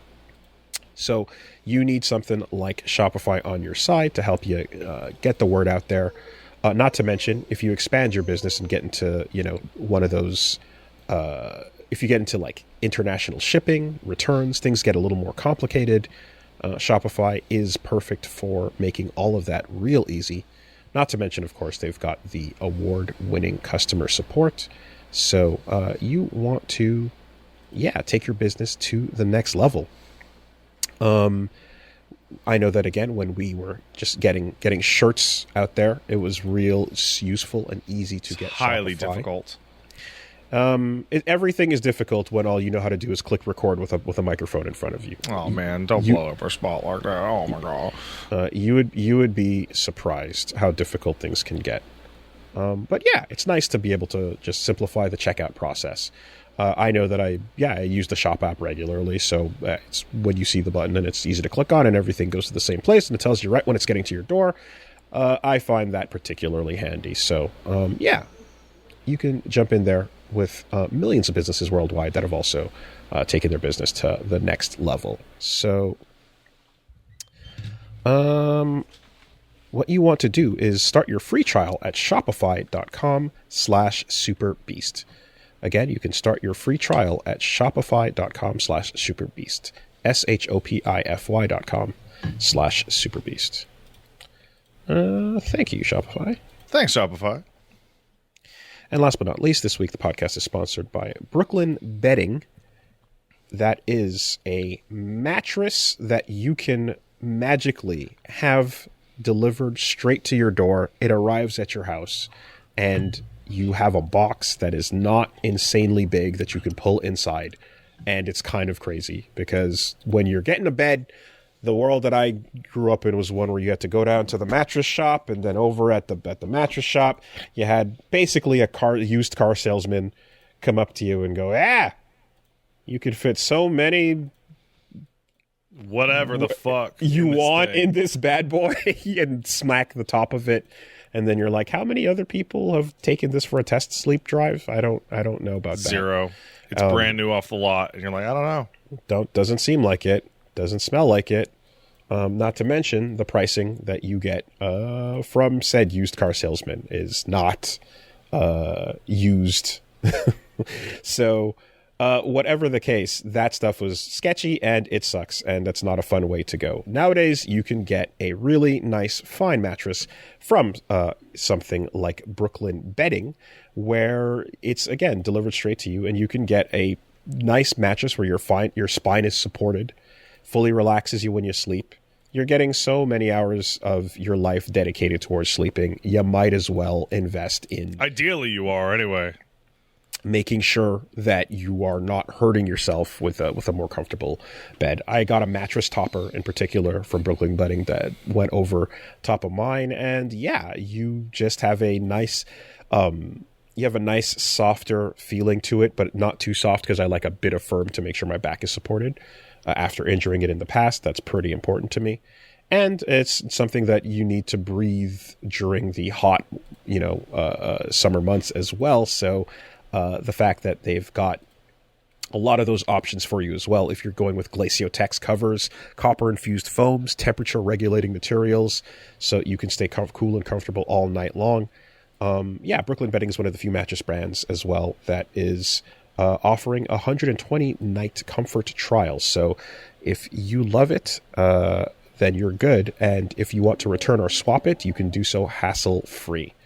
Brooklyn Bedding has been awarded Best Mattress by CNET as well, and Best Hybrid Mattress by Wirecutter. So it's the real deal.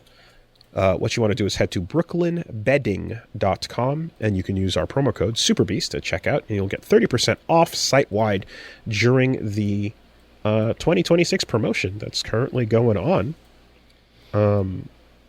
Yes, we are looking at the back-to-school sale right now, so you can get 30% off site-wide at brooklynbedding.com with the promo code SUPERBEAST. That's exclusive with our code BROOKLYNBEDDING.com promo code SUPERBEAST. Thank you, Brooklyn Bedding. Thanks, Brooklyn Bedding. Appreciate it. There wasn't much else to discuss personally. I got between all of the points with my week. The only other thing I was going to bring up is my Steam machine has arrived. Oh. I plugged it. Yeah, that was pretty fast. I didn't know you even wanted one. After the discussion that we described. I mentioned that I was looking into that, to grabbing one. So how is it? So far, I have not had the issues I've had running SF6. So it basically, that was my main thing, was I'm like, hey, let's see how this handles that, because for whatever reason, with my current setup, I just could not, after spending a very long time figure out why I was getting weird hiccups with that. And yeah, this is something that I'm like, okay, took it for a run.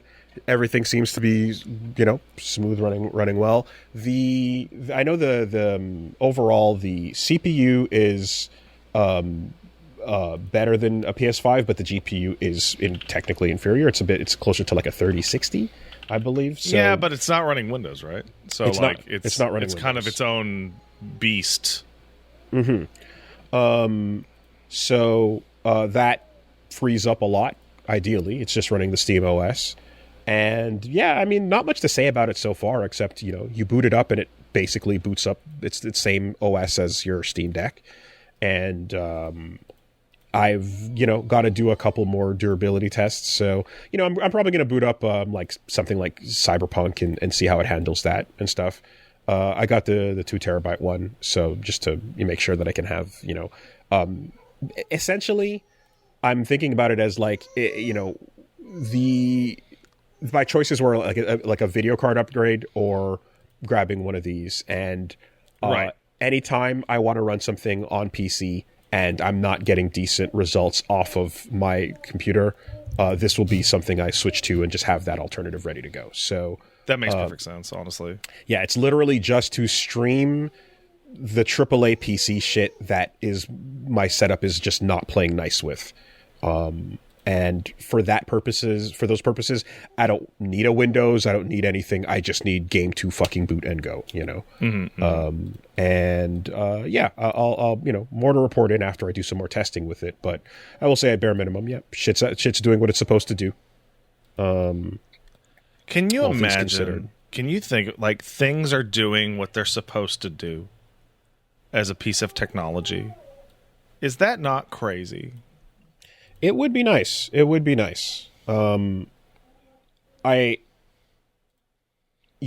unfortunately was not able to get my hands on the controller, which is the more interesting that's prospect. What I actually really want. So I'm going to keep an eye out. I'm on the wait list to try and get one. So when it comes through, I want to test that out. Right now, it's going to take a good bit to dethrone the DualSense from my... It would have to take a lot. I fucking love that fucking DualSense, man. Yeah, however, I have a DualSense that might have weirdly just... I don't know if it crapped out, but it had a weird thing. Because I don't even know exactly what was happening here, but long story short, last time the Avatar beta ran, if you left the game running, you could continue to play afterwards. Mm-hmm. And this time around, after I left the game running, I came back to it the next morning just to see, and the controller was vibrating and inputs were like not responsive, and it felt like there was like a memory leak that was almost deliberately going to make you so that you couldn't play. It was really weird. Good. Oh, and I was great. And I was like, is this something that you put in the game specifically to annoy the player and make it so that they couldn't keep going? And then there's an error message that kept popping up as well. So it felt maybe that was the case, but then afterwards, I was using the controller and other things, and I was like, no, wait, this is still a weird issue. So I think I have a problem with my controller that was just really unfortunately timed. However, there was an error, but a network error message does pop up in the middle of playing to get you annoyed, though. So that is in fact the case. But aside from all that, I kind of was like, oh, something weird's going on with this controller, and then I plugged it in, put it in the Steam box, and it was fine again. But something's iffy is happening with it. Might just be overuse since I use it like almost every day. I mean, I have to replace one of these every about 8 months. Yeah. Like they just die. We're wear and tearing them much more aggressively than I would say the average person. Extremely accurate. Quite a bit, So if I'm going to, I have a second DualSense, but I'm like, if I'm going to actively replace the main controller I use with like a Steam controller, which is a big if. That's a fairly big if, man. I have to grab it, and it just has to feel perfect right away, which this like kind of did. You're right. At the same time, that feels like kind of like a mean, like, what's the word? A mean test. Ask? Like, it just has to be perfect the instant I show up. But how many generations of controllers have we been through at this point? There are lot. When you talk about standing on the shoulders of giants, right? you can see as far and get and come as far as you can because you've been standing on the shoulders of giants that came before you. There are so many giants making a human pyramid when it comes to controllers at this point. We are so far beyond the NES box controller, the ColecoVision fucking knobs. We have seen so many controllers, and we've had so many good functioning ones, and we've come to a place where we know what a controller ought to feel like and should generally play like. Right? You know what you want here. It's not rocket science. You don't have to rocketology, rather. You don't have to reinvent the fucking controller every time. It's not a Nintendo, like, nunchuck situation. Like, give us the good feeling D-pad. Put the stick in a decent spot, thumbstick-wise, that's not too loose on it. Right? Mm-hmm. You want your analogs to not be too soft, and if they have the ability to do the trigger versus click, that'd be great, because some people want gun triggers, some people want input as short as possible. Mm-hmm. And, like, now that we're adding the touch thumbpad stuff, I don't really care about the touch thumbpad stuff as much. It replaces a mouse, I know, for, like, operating the OS and everything. So my demands are much, much lower on that. But having used the Steam Deck touch thing, I will say I was like, oh, this is cool, though. The few times I do use the touchpad, like, this does its job, so it felt like the right version of that, even though I don't use it much. I don't know that I'd want to play a mouse-heavy game using it, though. But as a navigate through the OS quickly thing, sure, why not? Have you played, like, a mouse-heavy game using the deck? Nothing mouse-heavy. I've played things that, like, the mouse would be, like, helpful, but nothing that, like, the mouse would be, like, extraordinarily, like, mandatory, like, you know, point and click game. Okay. Because it's just... no. It's not the same. And I remember, like, playing that Switch version of Darkest Dungeon, just being like, oh, Jesus fucking Christ, like, my kingdom for a mouse right now. Like, they did their best, but holy shit, navigating through every selectable thing in that game is a nightmare and just not as good. Not as fun. But we also live in a world where, like, after all the things we just said about controllers, we got the fucking Ouya and Luna controllers. That thing is such an outrageous piece of fucking dog shit. As actual offerings to the public. Like, they really printed those and said, here, try this out. Unbelievable piece of fucking garbage. Just garbage.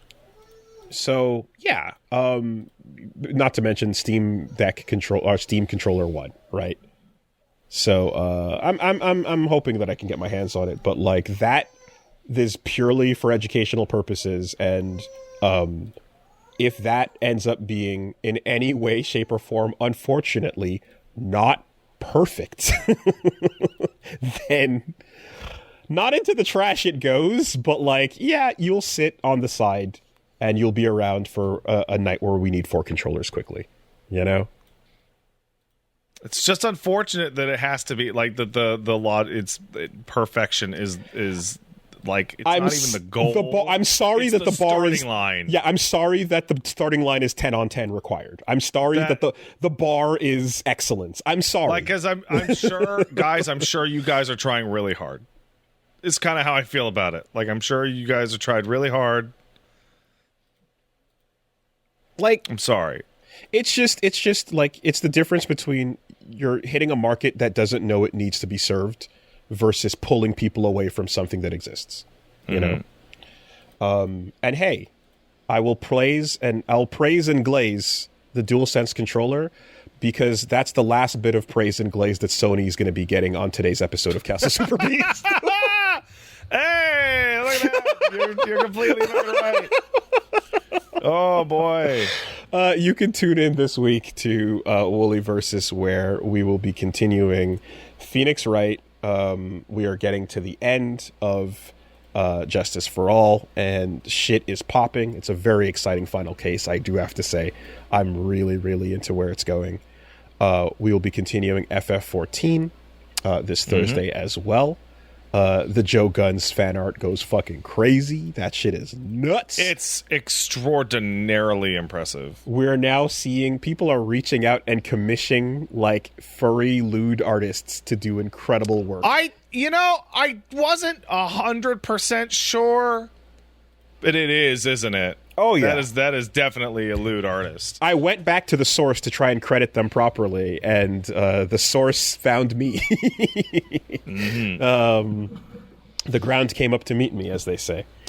And then we will be starting a new LP, and I'll explain a little bit. We'll be starting a new LP, and I'll explain a little bit more about that, on the day of. But things are a bit weird. But yeah, that'll be starting tomorrow.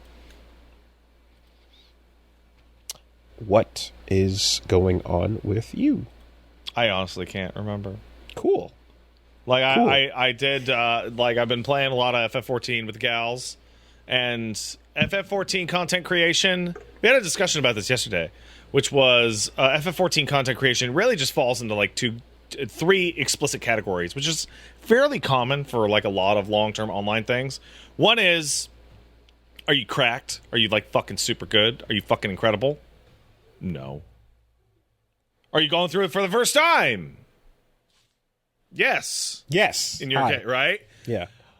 Or are you funny? Are you arguing with a bunch of weirdos? You better be funny. Mm-hmm. Why ordering food grade dirt for pregnant women to see how it tastes is not a normal thing to do. Cracked, new, or funny. / insane. You have to pick one. If I may, I'll just say, like, Hina Bobina is a real earworm of a name, by the way. Yeah. That shit's catchy. That's real good. There's something about hanging out with them and just being. I've become the normal one. I'm the normal guy. What the fuck are you talking about? Isn't Patrick? that fucking bananas? Huh? Are you sure? No, wait, hold on. Are you just saying that, are they just being Zoomers and you're just aging out into this position? I don't think that's what's happening. But if the age group were average younger, they would be normal and you're just... No. Is this just unk coping? No, this was like an entire discussion about like what's the weirdest thing you've ever eaten, and Ecto is describing to me that what about dirt? I'm like, fucking dirt, girl? Just straight up dirt? She's like, well, I ordered it on the internet. I'm like, okay. Oh my all right. God. And I'm like, I don't know, maybe chewed on a pencil a lot in elementary school. And Okay. Hina's like, nah, man, every week or a couple of weeks, I'm ordering. You want to fucking hazard a guess? Just hazard a fucking guess. Just random item, non-food item. Chalk? Chalk. Ecto was like, I love chalk. Chalk's great. And I'm like, okay, whatever you say, Susie Deltarune. Yeah. And then I've got personal Paige experience with that one, unfortunately. texts me, says, dude, chalk's delicious. And I'm like, yeah. oh. Hina's fucking staple non-food printer paper. And I'm like, how much printer paper are you eating that you're ordering the pack? She's like, I don't know, like one a week tops. And I'm like, all right, I'm the normal one. I'm the normal one. Oh, we've got... Okay, there's things that have to be addressed by professionals there. Oh, no, boy. that's pica. There's no addressing that. Just don't eat enough to kill you. Okay. All right. Yeah. I mean, there's a lot of stuff these days that is not meant to be edible, but is made to be not toxic if consumed. That's Play-Doh. Exactly. Play-Doh's not technically toxic. Exactly. It's not meant to be edible, but it won't hurt you if you do, because we know we can't stop you. But what we actually did is we ran an encounter called Occult Crescent, which also very much strongly lends to this, which is a giant open field with a bunch of random encounters, and you build up a thing. It's very FF11-esque. Someone just said Shin Girl Dinner. Yeah, no. Struggle mealing isn't enough. Like, I need non-food items to go in my tummy. Man, I love those gals so much. They are hidden a riot. desperation technique. If you want to hear Satsuwaza-ogi. more arguing about if you want to hear more arguing about what is and is not actually technically food, we're actually going to be playing more, and we're going to have Mint on the show in about 4.5 hours over on twitch.tv/PatStaresAt and youtube.com/PatStaresAt. So here's a weird thing that I've never encountered in the whole time I've played any MMO. I've gone into a new piece of content. It's called Occult Crescent. I'm just going to refer to it as OC for the future. And we all had a really great time. And I thought the zone was really cool, and I thought the encounters were really cool, and I thought the way you leveled up stuff was cool, and I thought the new moves you had were cool, and I thought the rewards that you get were cool. And I have run into 3 people, including one like 5 seconds ago, that just more like occult dog shit. And I'm like, I can't find the genesis of the hatred. Like, do you know what I mean? Like, I can't find where the hate is where it started from. Mm-hmm. Where it started. Mm-hmm. It's just not as fun as Baja. That's okay. Okay, I guess the hatred is it's not as good as the last one that they made of these. Which I feel like that's a fairly weak version of that. Also had a fun experience where had some friends show up to help spawn an encounter, only to have to redo it because someone's inventory was full. Twice. Is that a failure to... It's a failure to clean up your fucking inventory.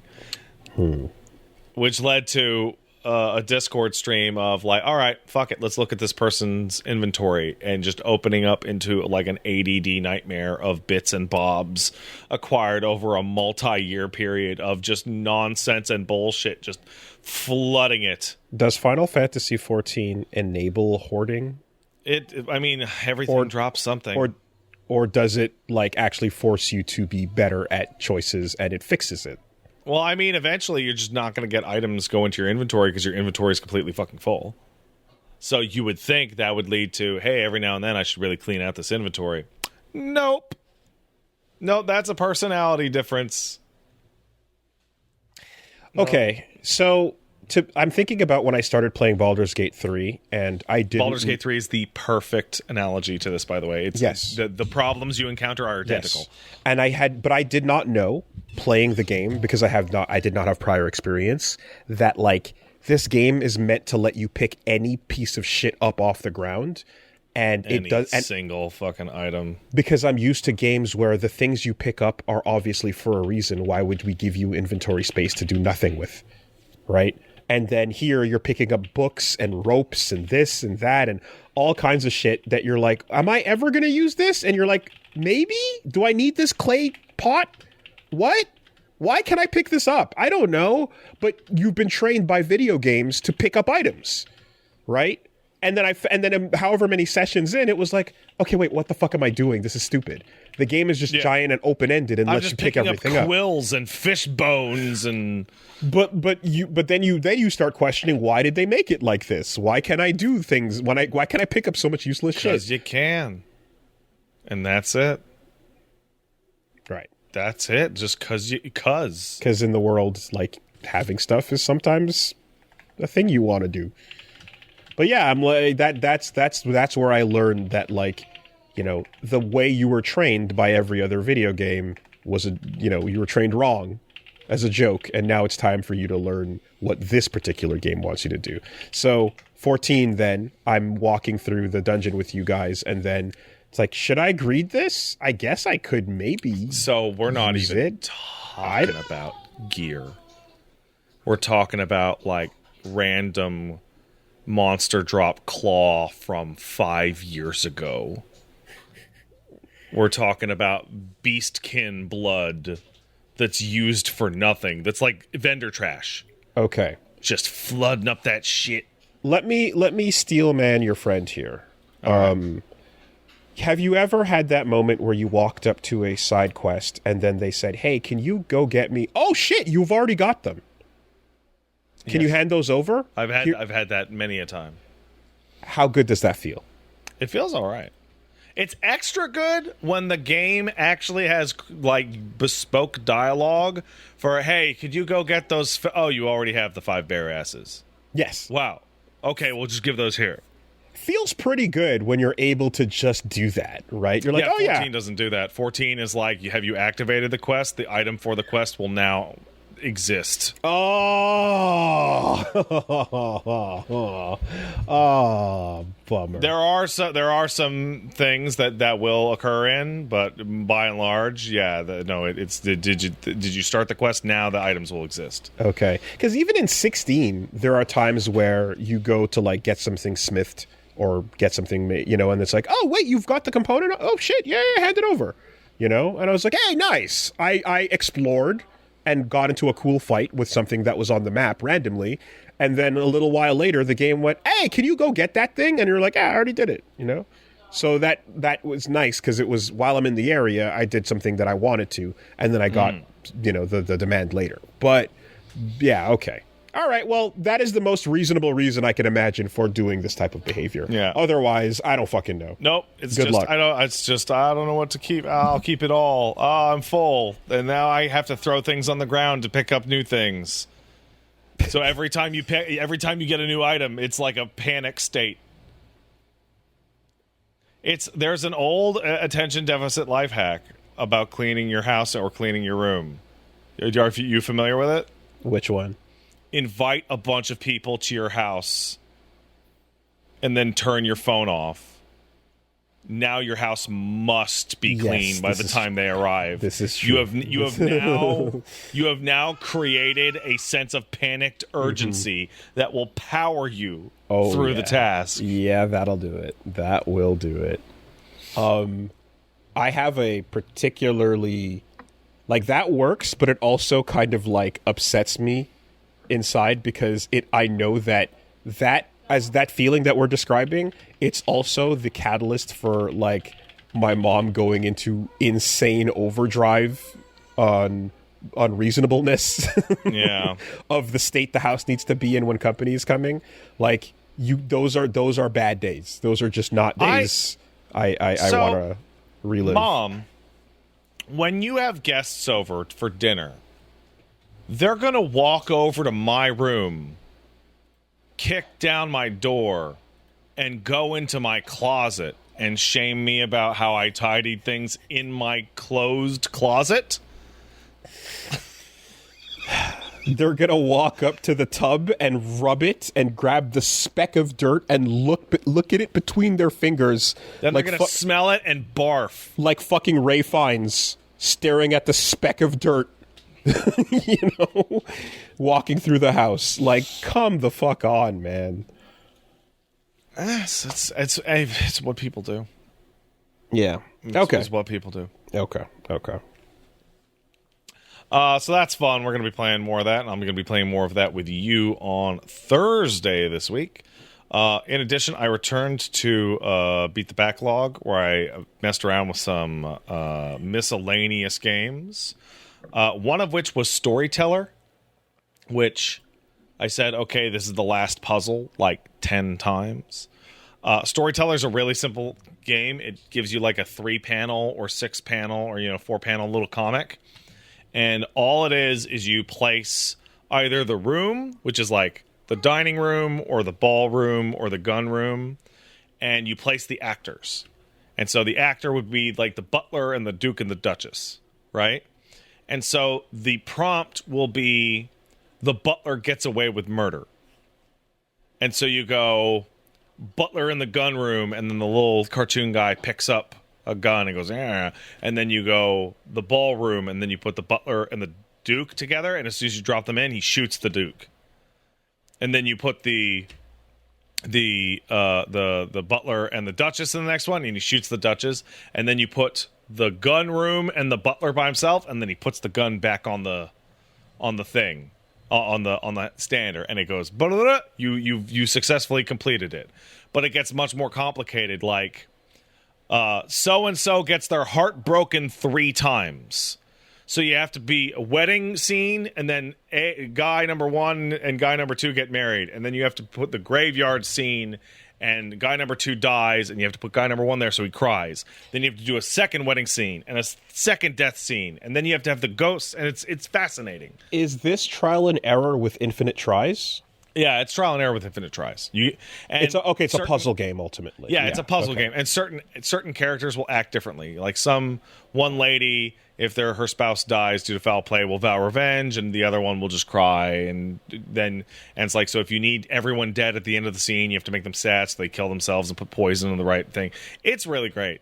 Okay, it's a little difficult for me to explain with my words. No, but it sounds like a digital version. An advanced digital version of the game Mastermind.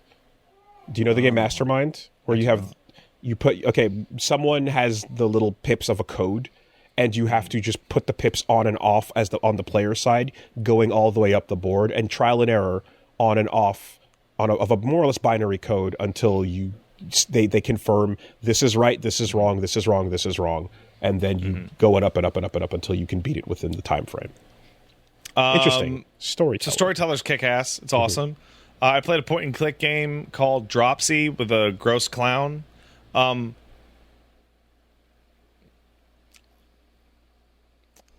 fucking hate point-and-click games so much. Like, I actively hate them and their entire genre. Like Scum VM style? Yeah.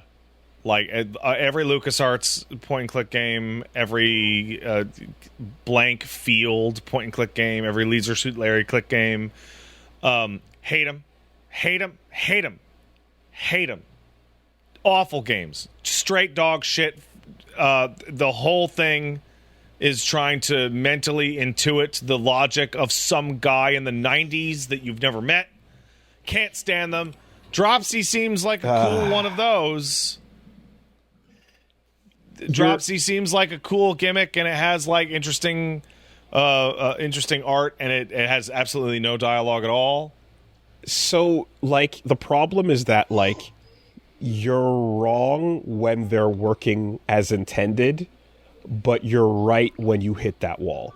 I played like I grew up to like 10 of those fucks. And dude, I grew up playing the fuck out of like King's Quest games and played Police Quest, played Laura Bao, played the indie games, played Monkey Island, all of that shit, and had a great time. However, when you grind to a halt over the obscure solution to some bullshit, or you have to pixel hunt on screen, Sam and Max or whatever, like, it is the most infuriating experience you'll ever have. It's been the maddest I've ever been at a game was like playing. That's it. Yeah. One of the Escape from Monkey Islands, and just could like, what do you fucking want from me? Leisure Suit Larry. Just read your fucking mind. Leisure Suit Larry, even like all of this shit. Yeah, when they're going good, they're great. But when you hit that wall of logic because of one programmer's like way of thinking, it's the most infuriating experience.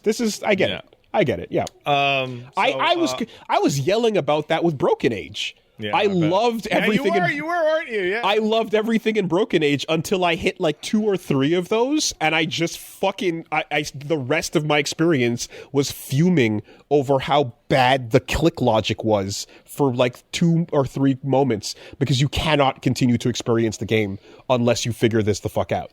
You know? Mm-hmm. Frustrating. So I'll reserve judgment on Dropsy. That's not fair. That's not fair of me to even judge it in any way, because I hate the genre like by default. Right? It's unkind. Right? And I also played something called I think it's what God, I misspelled the title in my stream. It's OTKO, I believe. Okay. Let's take a look. OTXO? OTXO. It's a worse Hotline Miami with bullet time. That sounds like a lot of things. Unfortunately, there's a lot of those going on. Yeah, okay. That's what the game is. That's literally all it is. I'm sure it's good, but I just was immediate. The music's incredible because it has to be. But it's like, just didn't do it for me at all. Is it hitting Hotline Miami music? Oh no, yeah, the music's stellar. Okay, the music's absolutely okay. incredible. Well, it understood part of the assignment. Yeah.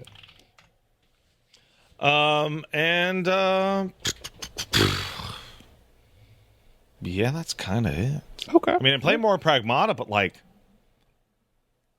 man, just like last week, I don't have anything to say about Pragmata. Yeah. Not much to say until you wrap it up, unless you got a new kit or build that you're enjoying. But overall, yeah, it's just clean.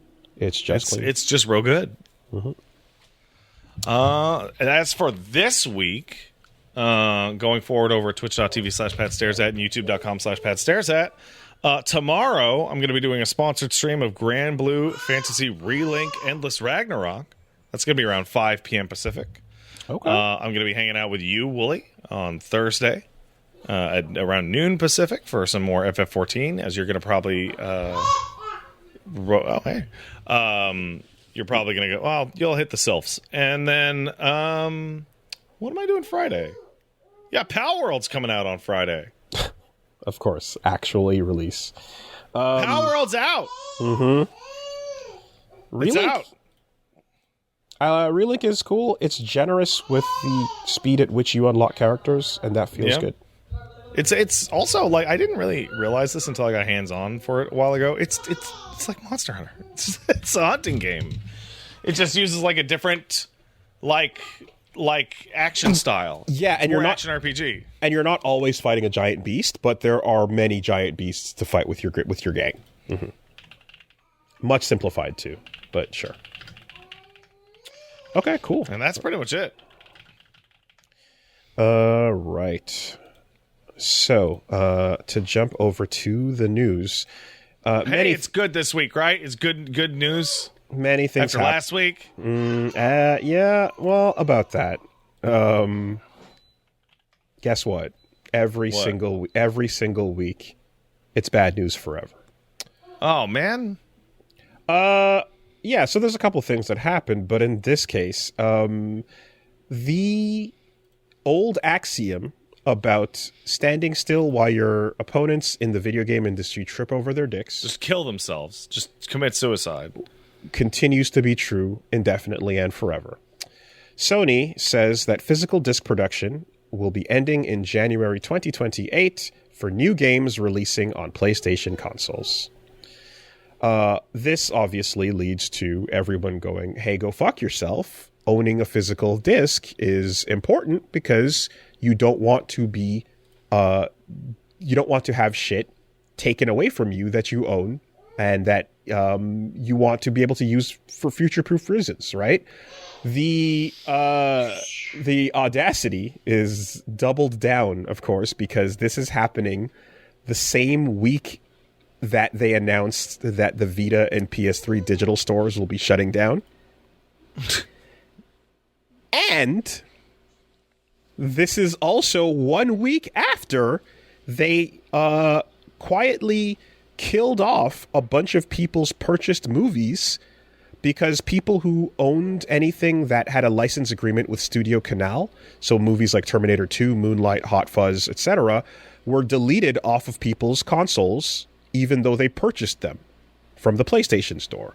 So simultaneously, you have them saying, hey, it's fine, we're going to be going all digital, and you're used to that because, Steam and other things have been all digital for a while and so on, while at the exact same time you're watching them taking away things that people have bought and shutting down existing old stores so that you cannot access old media anymore.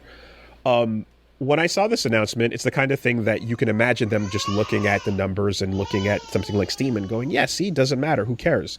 If they were to say something to the effect of, again, to give them the most reasonable thing here, if they were to say, hey, everyone's buying digitally and physical sales are down, well, yeah, obviously they are. No shit, right? So if they were to say something to the effect of, we will not be producing as many, the numbers are going to reflect the sales or something to that effect, that is a unfortunate reality, but one that I think is understandable.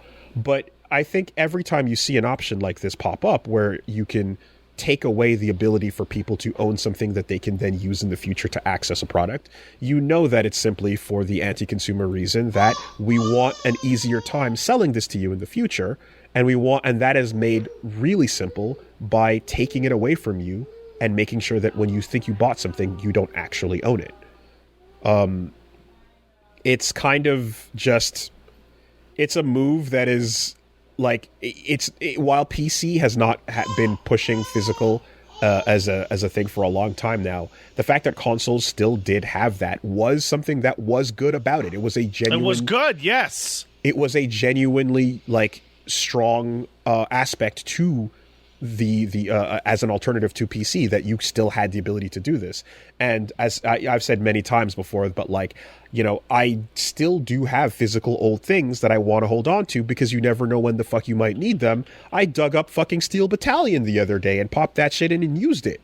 You know, I never want to get rid of things that I know I might not have access to again in the future, or rely on, even worse, the company to either decide how to port it, if they're going to port it, and whether or not they're going to port it like in the format I played it long ago, or do some shit like they did to Front Mission 3 and have it all slopped up in garbage, right? You want the thing that you currently own to be the thing that you can enjoy in the future. Simple as.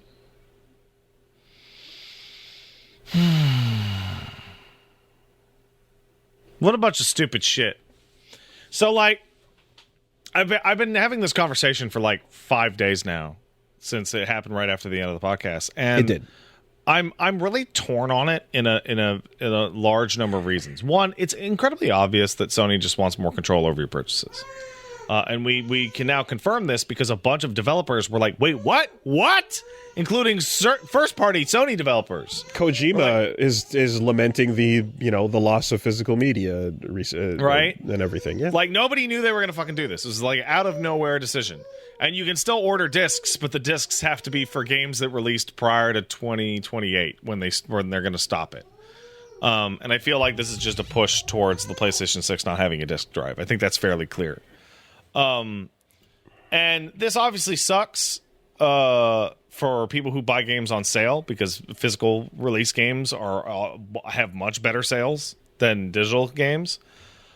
I can't possibly even pretend that this affects me in the slightest, as I have not bought a physical box for a game since 2012. Once. Okay. I am a primarily PC player, and the last PC game I bought physically was New Vegas on release. I still do on occasion, usually special editions of things, or things that I particularly like care about or want a thing of, like Street Fighter 6 I have physical, you know. There's a couple of things from time to time, but yeah, for sure. Not to mention the job we do, which is playing games a lot, lots of games a lot. It involves owning 99% of them digitally. That much is clear. We live in that world. For me, and if making decisions reflecting the sales and or reflecting the market, you know, is again a predictable manner. But you don't want to assume, because you know that's not the case, that it's simply that input output. It's just a matter of the reflection of what is sold. And when we know the reality is that it's about taking power away from the consumer. It's about being anti-consumer. Yeah, it's about giving you no option to play something after a limited period of time. It's about hoping that you lean into things like streaming services and or games as a service overall. And you know, the ability to resell you the same thing you already own is gone when you are like, nah, I'm just going to go pop in the old thing. Like, we know that. So this is always being done for shitty reasons. And like, I just know, and I know that like, it's not a popular option, but the fact that it remains an option is important. And I think that should continue to be something. And I'm always someone who, again, for the sake of preservation or for whatever else, I want games to be able to exist in a cabin in the woods scenario. I don't want it to be this thing that you must be online and you must be in this particular country and you must be doing so between the hours of this and this from this year to this year. Right? We're going to talk about Tokon in a second and how they're fucking making it impossible for PC players to play. What a slam dunk from every direction of this bad decision. It's so insane and stupid, but hey, guess what? Sony learned nothing from their Helldivers 2 situation because they're doing the same thing to Tokon and saying, if you want to play the PC version of this, you have to do so with a PSN account, and the PSN account that is not available in 132 countries means no fucking PC version for you, even though it can and clearly would run no problem otherwise. You're using the extra sign up shit to region lock people out for no fucking reason, right?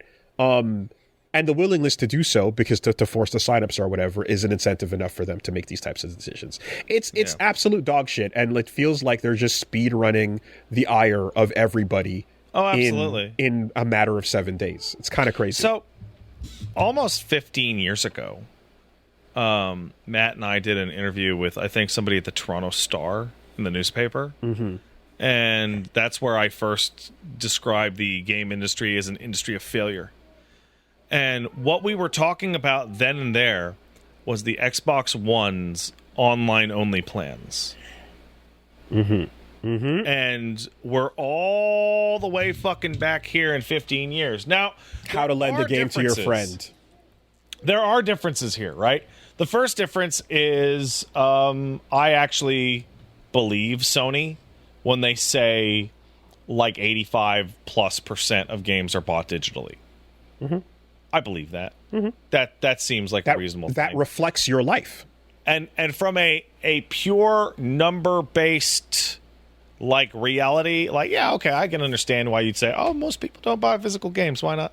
But the main thing that exists in a culture of I trust Sony not to actively fuck me over really bad. Now, I think games are a little bit more safe than film, as Sony has a lot more control over games on their platform than they do films on their platform. Yeah, I mean, that's already over, by the way. Like owning content is like owning watchable content is like fucking done. I think I'm in a weird position where I'm of the agreement that this is like legitimately terrible. Like, this is awful. And also, this is so that, like, you can't pick up God of War Ragnarok for $24 because Walmart has to clear the shelf space and they order too many copies of God of War Ragnarok. Or that you can't buy it secondhand after the fact. Right. And at the same time, like, one of the things that I've been seeing is that people say, well, this sucks because of this and this sucks because of this. And, like, I feel like a lot of those battles were already lost and most people didn't know it.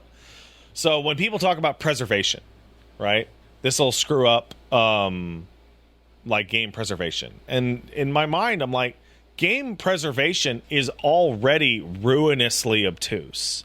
Like, no game releases finished anymore. The on-disc version of the game is a relic before you unwrap it. Mm-hmm. And, like, that does have some preservatory value by itself, right? As, like, the weird fucking unpatched version. Yeah, day one updates, though. But, like, day zero updates, day one updates, expansions, whatever, like, that is, like, the only way to actually catalog this is to criminally infringe upon the copyright and just do version control yourself, which the company doesn't even go through the process of version control. Sometimes they don't even go through version control when the game is live, which we've talked about on this podcast, and when people massively fuck it up. Fortunately, people are still willing to do it, though. Yes. You know? On top of that, the other thing is that the preservation issue with games is such that games still exist in a non-transferable medium. So if you have... because physical preservation of media has always been a problem. Like, you look at film and how film, in its original state, just loves to burst into flame. Like, classic film reels will just spontaneously combust into 5-alarm fires that will destroy buildings. So, okay, that's a problem. And you eventually hit the point where a film can be digitally transferred and shared and stockpiled and whatnot. And so now we have the ability to turn any film from any time to any way into a digital thing that can be transferred, copied, file changed, etc. Blah, blah, blah, blah, blah, blah, blah, right? With limited exceptions, like, say, the old reboot tapes, which required specialized machinery to convert whatever proprietary nonsense they had into a digital format. But once you hit that digital format, it's fundamentally forever. It'll always be able to be transferred in software. But the D1 tapes were like, there were 3 machines in North America that could fucking read them. But you look at the NES, and there's a lot of Nintendo Entertainment and Famicoms out there. Those things have definitive shelf lives. And they have definitive shelf lives post-repair processes. You look at, I'll use something that's near and dear to your heart, Dreamcast games. You want to play legit Dreamcast games on original hardware? Assuming you have everything legit and every part pristine, that shit's just going to fall to fucking shit in a couple of years of regular use. So you have to be able to take NES games, Super Nintendo games, Saturn games, Atari games, Jaguar games, etc., and you need to put them into an emulated, accurate digital format, and there's no push for that because, a lot of companies were absolutely insane in the 90s and just burned it all and threw them all away, but also the idea that they could keep them to their chest and then resell them to you later. Yes. Now, the thing is though, I will say that, it is true that, as the mediums have progressed, we've seen the limitation of things like a NES cartridge that just literally fucking dies on you, or shitty GD-ROMs that are not reliable because the laser for them is so precise that any slight scratch means you can no longer use it. That shit sucks, right? But what ultimately matters in the end is if you digitize that data and you have it in a place that is off of a store that can be accessed offline, then it's preserved. That's what ultimately matters at the end of the day, is making sure that it is not in a place where the company walks up to you and says, I'm going to hold the iPad and I'm going to press play and you can watch it and then I'm going to walk away, right? Having it in a place where the actual data exists and whether it's in a physical format or whether people have it stored online or whatever the case is, upload it to fucking archive.org. We need to have access to that. That's the bottom line of it. And even as a losing battle, it's a case where the principle matters, I think, personally. I think that it's worth fighting that. I know that that shit gets also more and more ridiculous as we move towards games that are going to be fucking a terabyte worth of data. You know, sometimes you're looking at something where they're like, how are we supposed to physically put Grand Theft Auto on one disc or whatever? You know what I mean? Storage medium limitations is a part of this conversation as well. It's really fascinating how Grand Theft Auto 6 came out and said we're digital only. And I assume they want to be digital only for all the reasons that are, we don't want Grand Theft Auto 6 to ever go on sale under any context. And the PlayStation Store changed everything about it to be like it's the Grand Theft Auto fucking show, right? And as soon as the disc thing was announced, the PlayStation Store just reverted back to the original one without the Grand Theft Auto 6 promotion. Now, either that was Sony somebody realizing that maybe pushing this specific thing with GTA 6 is too much, or the idea that GTA 6 is going digital only gave them the free pass to do this because that last 15% of people that don't buy games digitally are going to buy Grand Theft Auto 6 digitally, so then they'll be in. But yeah, it's fascinating. We've been doing this long enough that we're more than used to the hyper normalization of shitty practices just becoming you don't bat an eye at them anymore, right? Always going to talk about how the difference between microtransaction world that we live in, where you're now going, oh, the microtransaction isn't so bad, versus 600 podcasts ago when we were saying Brood Wars expansion packs are the only reasonable way to sell to the consumer again. versus like cutting piecemeal out of the final product and reselling it to them after the fact, right? Or Street Fighter Cross Tekken bullshit where you literally made it and then took it away from them before you sold it. No, man, that one's still probably like the worst ever. Disgusting. And that'll always be disgusting, but it doesn't change the fact that, yeah, you wait long enough and then it doesn't matter because we've been doing this forever, and if you're playing mobile games, then you're already used to having zero control over any of this shit. You're used to games as a service. You're used to booting up to a loading screen that doesn't work anymore. You're used to all of this being a transient, temporary experience. It's garbage, but like it doesn't, I guess, again, it doesn't change the fact that like it's still something that you gotta push for and resist the loss of your ability as a consumer for as long as possible with these types of things. You know, I'm looking at a post where Sony puts up a thing promoting the new arcade stick they're releasing. And they're doing some cool stuff with that or whatever.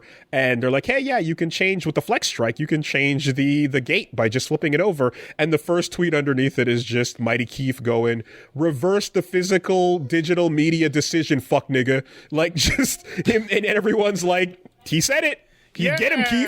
Get him. You know, like people are rightfully mad about this, and they should continue to be because, yeah, we know that you fast forward a couple years and you have zero fucking rights. You have zero ownership over shit, and like the more aggressive they can get about this, the more they're going to take. The worse it's going to get. But if you make it painful at every step of the way, you can get victories sometimes over this type of shit. I think it's worth fighting for. I think it's worth fighting a losing battle. I completely agree, 100%. And as I've said for many, many, many years, that the game industry is an industry of failure. So all you have to do to surpass your competition is not kill yourself, right? Just don't do it. Just never kill yourself. Don't ever and you'll do yourself. Fine in the games business, right? So with Sony pissing everybody the fuck off crazy bad with a long-term god-awful decision, all right, Microsoft, what do you got for me this week? Is it nothing? I wouldn't call thousands of employees nothing. I wouldn't quite say that, no. Here they come with, hey, guess what? You listening are fired. Did you know? Did you know you were fired from Microsoft? I woke up that morning with DMs from people before the news broke going, I am fired. I just, like, it was rumored, but it was the hardest confirmed rumor, I think, ever, given the nature of these things where they try to sneak it up on people. And yeah, I think this is the biggest single culling event in the video game industry's history. Do you know why it's not? Why is it not? Because they've split the layoffs into two. There's approximately 1,600 that got laid off the other day. And there will be 16-ish hundred that get laid off within the year. So it's not the largest layoffs in games industry history unless you use your brain. Sure, on technicalities, what the fuck ever. Anyway, Xbox has fired the most people in a video game layoff has ever happened. There is so much here that I couldn't even compile it. They fired a bunch of people off the id Tech technical team. The people who make id Tech game technology, the smartest people in the entire games business. They've gutted Elder Scrolls Online's team, including their cybersecurity guys, for a fucking MMO.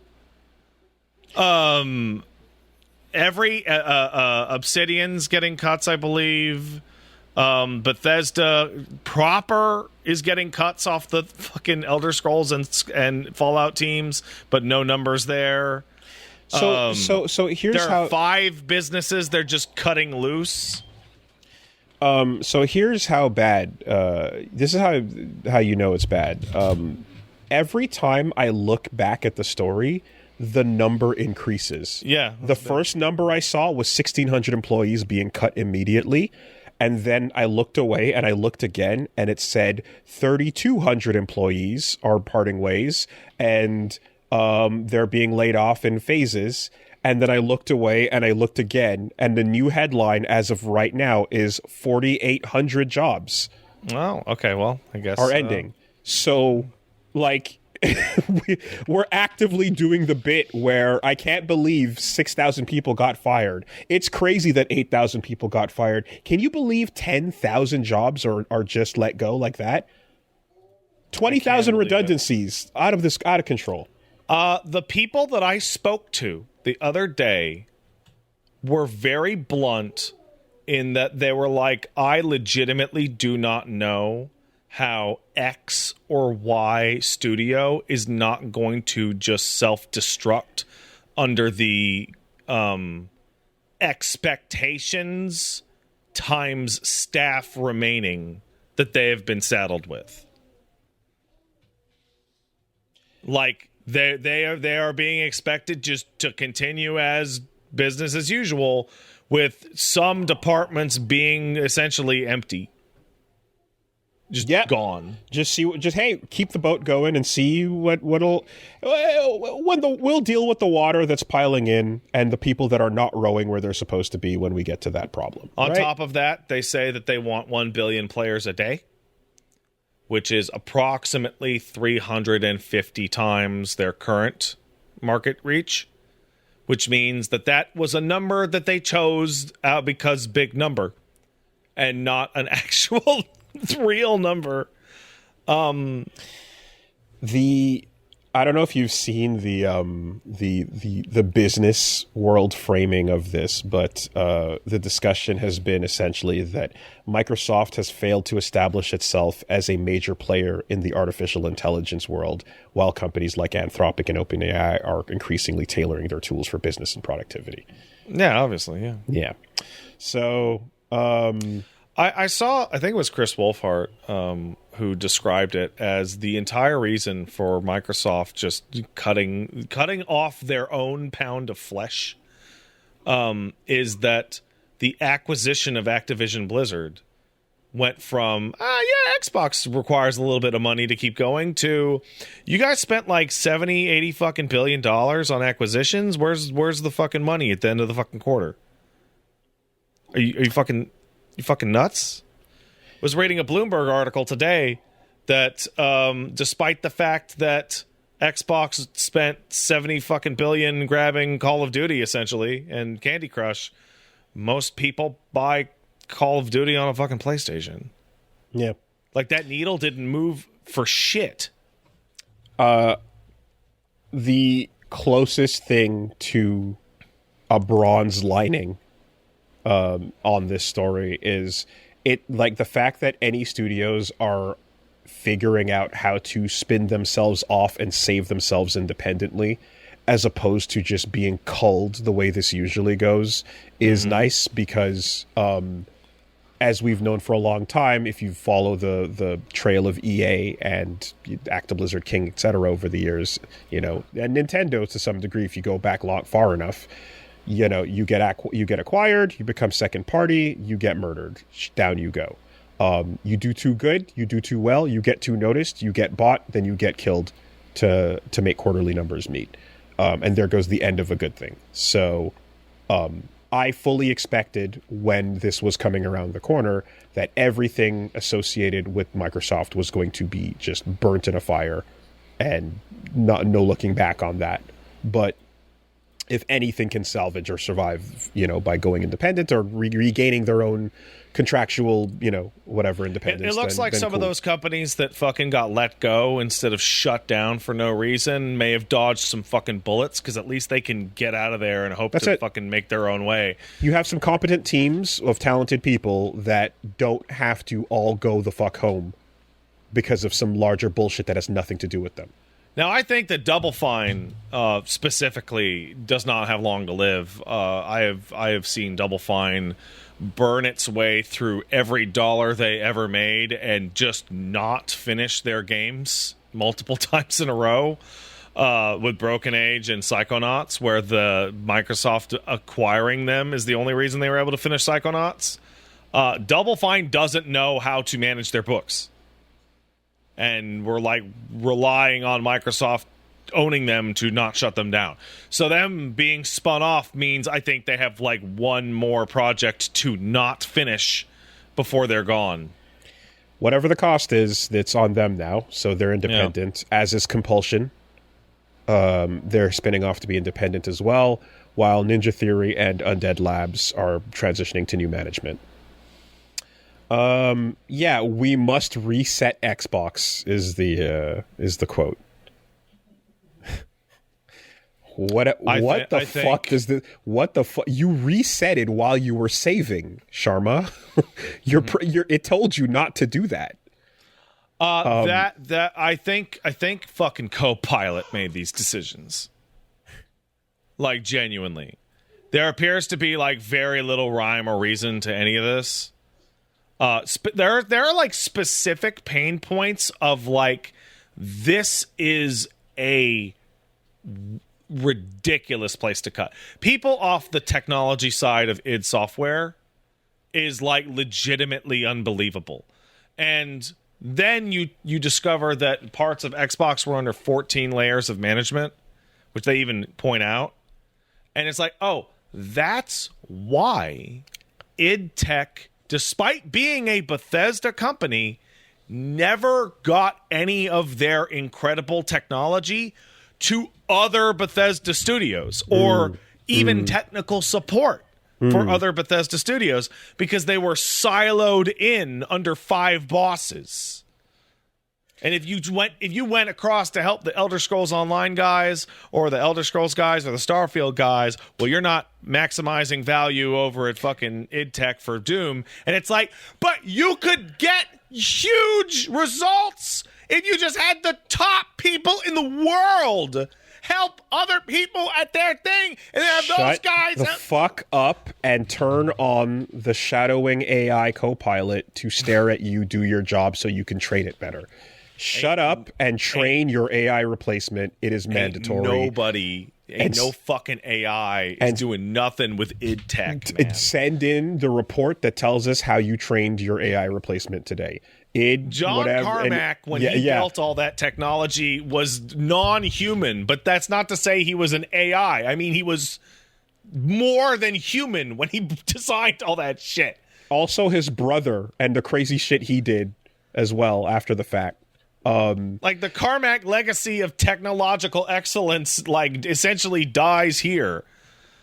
Man, this is actually, and the funny part too, and in quotation marks, is that this is right. AI will never replicate autism. It can't. Too weak, AI. Too weak. Your power level is nowhere near what it needs to be. Oh my God, so true. Right? It's just, this intelligence isn't artificial. This is a different kind of AI. So this number is even bigger because you could, if you're counting the 9,000 people from last year, and the 7% of Microsoft staff were offered voluntarily retirement not long ago. I think we talked about that too, and 30% of eligible employees chose to participate. So there's ghost numbers that are also being padded silently here in terms of how many people actually walked, because the cut is just the people who chose not to take some of those packages. Plus, we're not counting, again, the slow, gradual, over a year ago numbers that were increasing to this. I would like to give a shout out to friend of the show and cool person, Dat Asana, for pulling a specific quote from the Microsoft statement that I feel cannot be flown past, which is, quote, from the Xbox team, whatever the fuck. We have also learned that we are not the best home for every type of studio. In a typical year, we lost 64 cents for every dollar we invested. End quote. Just putting it out there flat. They are the worst managers in the games business. Just god-awful picks, god-awful choices on every step of the fucking board. What to make, who to make it, who to buy. Just dog shit morons. Just fucking buffoons. Well, now that we've found out that some of those management folks are members of the Peter Thiel Illuminati group, maybe they can get some management lessons while they're over there while they're at it. Side story, side quest to the fucking main one. So, go ahead. What do they even fucking make anymore right now? Dreams, that's hopes, what I'm kind of left with. Memories, the idea of a Game Pass, a gun and a ball, a whisper and a prayer. Because here's the thing. It also came out that Asha, I think that's her name. The new lady who was running Xbox was like, we're like very tech startup. We're here to get messy and break things and all that nonsense. Disruption. And we got to move fast and make decisions fast, right? And I'm like, decisions in the games business take minimum 4 years to do anything, unless it's fire. That's the only thing that can have a quarterly impact. Everything else has to be like super, super long term. Oh, no. Firing will take place while you have your lunch in your mouth mid-shoot. Yeah. So but in the meantime, ready, fire, aim. There's only so many quarters you can just cut and fire. Like, we're running into what I guess my brain just titled this, like, the Embracer Group, like, hustle, which is buy company, tell them to make something, and that thing will make a lot of money. Wait, what do you mean it'll take more than 6 months? Oh, shit, it costs money to fire them. Take massive loss. And produce nothing. Yeah, or even just like bank your entire income and on this new transitional absolute bubble that's not going to last. And when the chickens come home to roost on it, just blame everyone else and say things like you're going to reset Xbox. Like, I don't know what this looks like afterwards, but they're talking about we have to find ourselves and go back to the beginning and all this shit or whatever. And you're like, are you even a company after this? Are you just going to... Is this a brand at all anymore? Or are you just using the name to refer to what's left of your games business? And then ultimately, again, maybe we can push AI harder this time. So moving ahead with game industry decisions take a long time. Project Helix, aka the next Xbox, is, from what I can tell, full steam ahead, despite the cost increase for components being astronomical compared to when they made those plans. And so we're going to kick down fucking $1,200 USD Xbox. With fucking what on it? Like legit. Like, with what? I have watched... With Steam installed.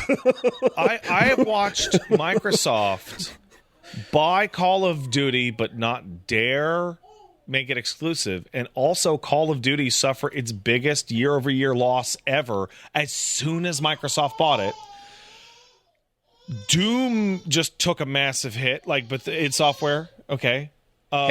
Halo Infinite just ran itself right into the fucking ground. Nobody's excited for the new Gears of War. And once again, the new Elder Scrolls, every year, the Elder Scrolls game is 4 years away. For 10 years now. Xbox gamers will have Uno and OD. Maybe Steam installed on their Xboxes. I saw a tweet that was just flat out, I bet they were just itching to kill OD, but that press was just a little too hot. Nuclear. That one was just press. A little bit too hot to touch. And Kojima's again currently blasting Sony for their choices, right? So while and look, Xbox is going to go on a spiritual journey, and at the end, they're going to increase the price of their existing models by $100 to $150. And then they're going to increase the price of Game Pass, but also they're not going to put new games on Game Pass anymore. I'm just telling you that right now. That's the only way they can back out of this Game Pass shit is they freeze it. And the distance between new release going on Game Pass gets longer and longer and longer and longer and longer. They had like mobile app store raced to the bottom of the fucking console market when the console costs $1,000. Like, insane behavior. And so the fuckers at Nintendo that shut down Miiverse and the eShop and all that stuff by just standing here talking about the latest Tetris 99 Star Fox promotion seem the most like sane in video games by virtue of not tripping over their dicks. Yep. Nintendo just standing around. With no like Mario. Yep. And again, never forget the race to get everything off the eShop as they were dragging it to the recycling bin. Never forget that they don't give a fuck either. But in this particular moment in time, what are we doing? Anyway. This shit's fucking crazy. And that was your weekly video game segment.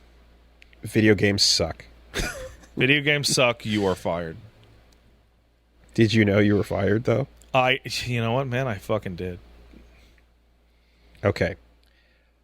I have an idea. Tell me your idea. We can bring him back. We can bring him back. What if we brought everybody back by offering a brand new love interest for everyone who's mad about their Xbox? What if we offered a brand new love interest? Okay, are they furry or furry adjacent? They are furry adjacent. I'm going to mail you my shit. I'm going to mail my shit to you. You're going to open up your mail, and there's going to be my fucking shit. It's going to be a big old poop right there for you. Get ready for shit mail. But I just wanted to offer you a new love interest. Fuck you, you disgusting bitch. Shit in the mail. Why are you mailing me your shit? I didn't. Well, I think I described it on my stream as like, congratulations, Chinese women have shown that they can break the glass ceiling of incel behavior. It's for girls too, and have completely lost their fucking minds. All because right. Love and Deepspace wanted to add a new character. Let's press the context button. Context me. I require context. Put on your context shirt. Love and Deepspace, the very popular Fujo game, has axed a sixth boyfriend that it was going to be unveiling a week after they told everyone about the character, because it led to a revolt where people were so upset that they sent their shit in the mail to the creators of the game, to as the well developer. as other online abuse. Yeah. You know what, Wooly? I should not have used the term Fujo. One of the issues with this new guy was that since he was muscular, he looked too gay. Well, in fact, implied homophobia and explicit homophobia is part of the issue. Okay, so I didn't catch that part or the furry part or the edgy werewolf stuff or whatever. That's the word. Otome. I did not catch that being the main issue and the main cause for ire. The main reason I saw that people were upset about this is because the game has 5 existing boyfriends that were unupdated in their romance lines and quests and such and content, and it's been over 500 days since they've gotten new chapters for those characters. So I think the idea was, it's that thing where you talk about like, wait, you're spending man hours and resources and effort on the wrong thing. My boy. you're putting effort into a brand new character when we're all attached very, very, very aggressively to our existing boyfriends, and none of them have had updates in over a year. So don't give us new shit. We want shit for the characters that have not been updated in a long time. Much to my surprise, I'm hearing about the homophobia, the racism, and potentially the fur issue. I don't. Yeah, the fur issue. Yeah. But this has led to Love and Deepspace writing a giant apology where they basically said they were sorry for doing that. They have decided to cancel the new character. And, in fact, they're never going to add another character again. Never. And they're going to just stick with the 5 that they got. Congrats, guys. You kind of ruined it for yourselves. I don't, again, as someone who's unfamiliar with the content rollouts in Otome games in general, I would assume that a company saying we will not be releasing new content or not adding content to the game in that way would usually be a bad thing. But I guess here, when you're specifically talking about like, if you're having a digital romance with somebody and you require the game to update for that romance to continue, then when they don't do that and in fact give you someone else that I guess you think you are supposed to then cheat on your current boyfriend with, that's where shitting and mailing it starts to become, I guess, the only option to have your voice heard. Yeah, you're right. It was the only way. It's the only way. It's the only way. It's the only way. Yeah. So that's some stuff. Again, I didn't realize that this had any other angle to it besides please update content in the things that we care about. No. Look at him. He's muscular and furry. That's a gay boy. And we don't like that, which is not what I would have expected from the Otome game audience. Like, okay. Well, here's what matters at the end of the day. It worked. Mailing shit worked. It actively got them to cancel the character and roll back the changes and not focus on new shit. If I'll tell you what, it worked. If shit getting mailed to your office is stage 1, I would worry about what stage 2 is. Right? I'm like, wow. This is the bar. This is the bare. Whoa. All right. Yeah, I get like this this story just escalates at fucking breakneck speed because the first lines of it that I saw, I was kind of imagining, I was like, oh, yeah, okay, I can imagine if I were interested in a game where they kept putting out new characters, but then they didn't balance the original game or whatever. I mean, lots of mobile games are like that. Like, tons of them. Yeah, I could see something where I'm like, hey, the actual thing you released needs more love. Please address this instead of just putting out like new stuff and ignoring it, right? There's a reasonable version, and then you're like, oh, and then it led to you did what now? Okay then.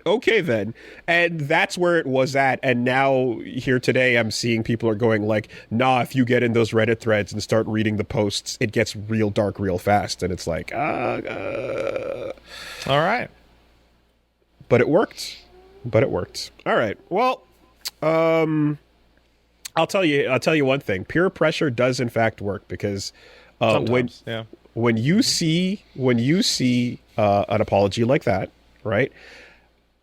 We didn't even have to mail our poop to Netflix to get them to put out a trailer for Steel Ball Run second stage, and at the end of the trailer they said JoJo Fridays are back. Thank you. Look at that. We didn't even have to go that far. We just had to talk about it. We had to make a couple of titles. I had to say some shit like, I need the white man's money to bring JoJo Fridays back. I believe that ended up on someone's desk. I'm taking credit for that. Yeah. They put out a new trailer for Stage 2. So JoJo Fridays are kind of back. I put in brackets. Basically, with the trailer for second stage, they've announced that starting September 25th, there will be a new episode every Friday for the second and third stage, which will be a total of 11 episodes. Great. Good thing. Good way to do that. Good. Excellent. They have heard, and they knew what was next. They didn't like the threat of what came next, and decided to do the right thing. The fact that it's limited to 11 episodes, stage 2 and 3, to me, I that sounds like, and then there's just a limit to how much you can produce, how much high quality animation you can produce with a clock and time as time space as a concept that we must deal with, right?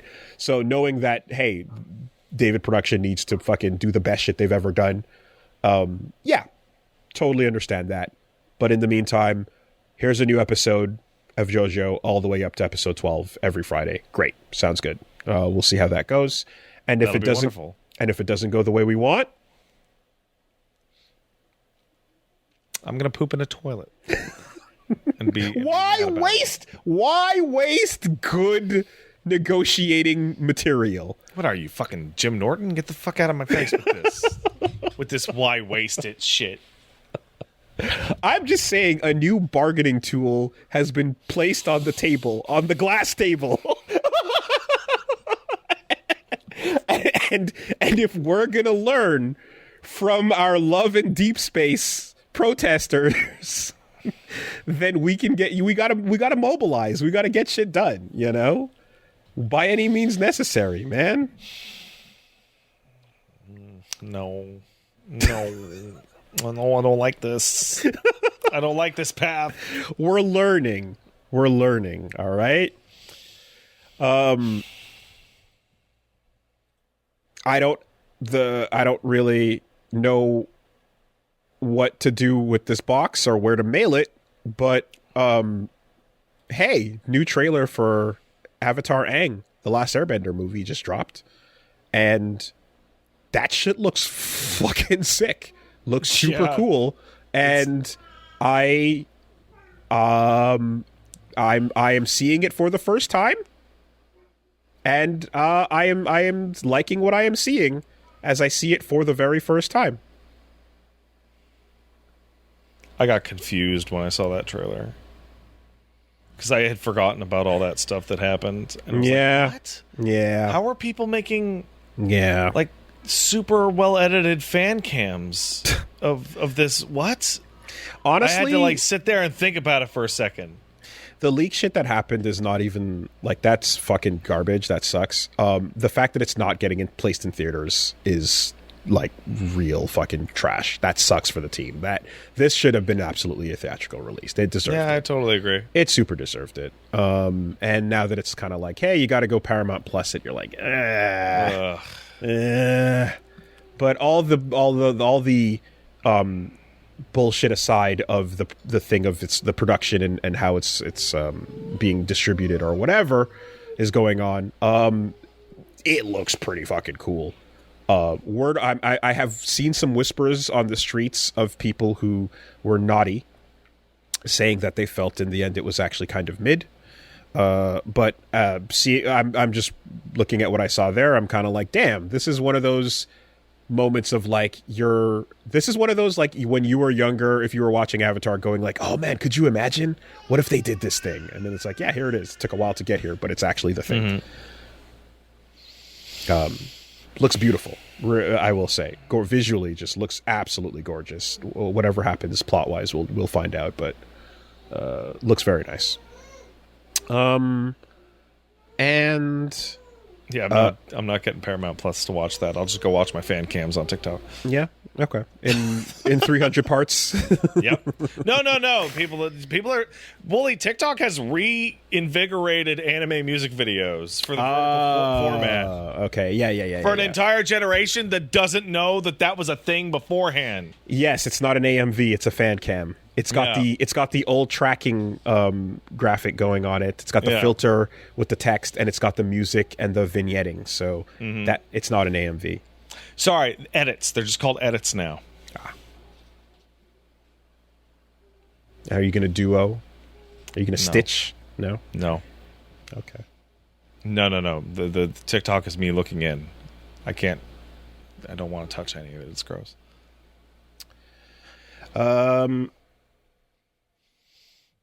Something that also just popped up. Didn't talk about this before, but it's something interesting. So young ladies don't play fighting games.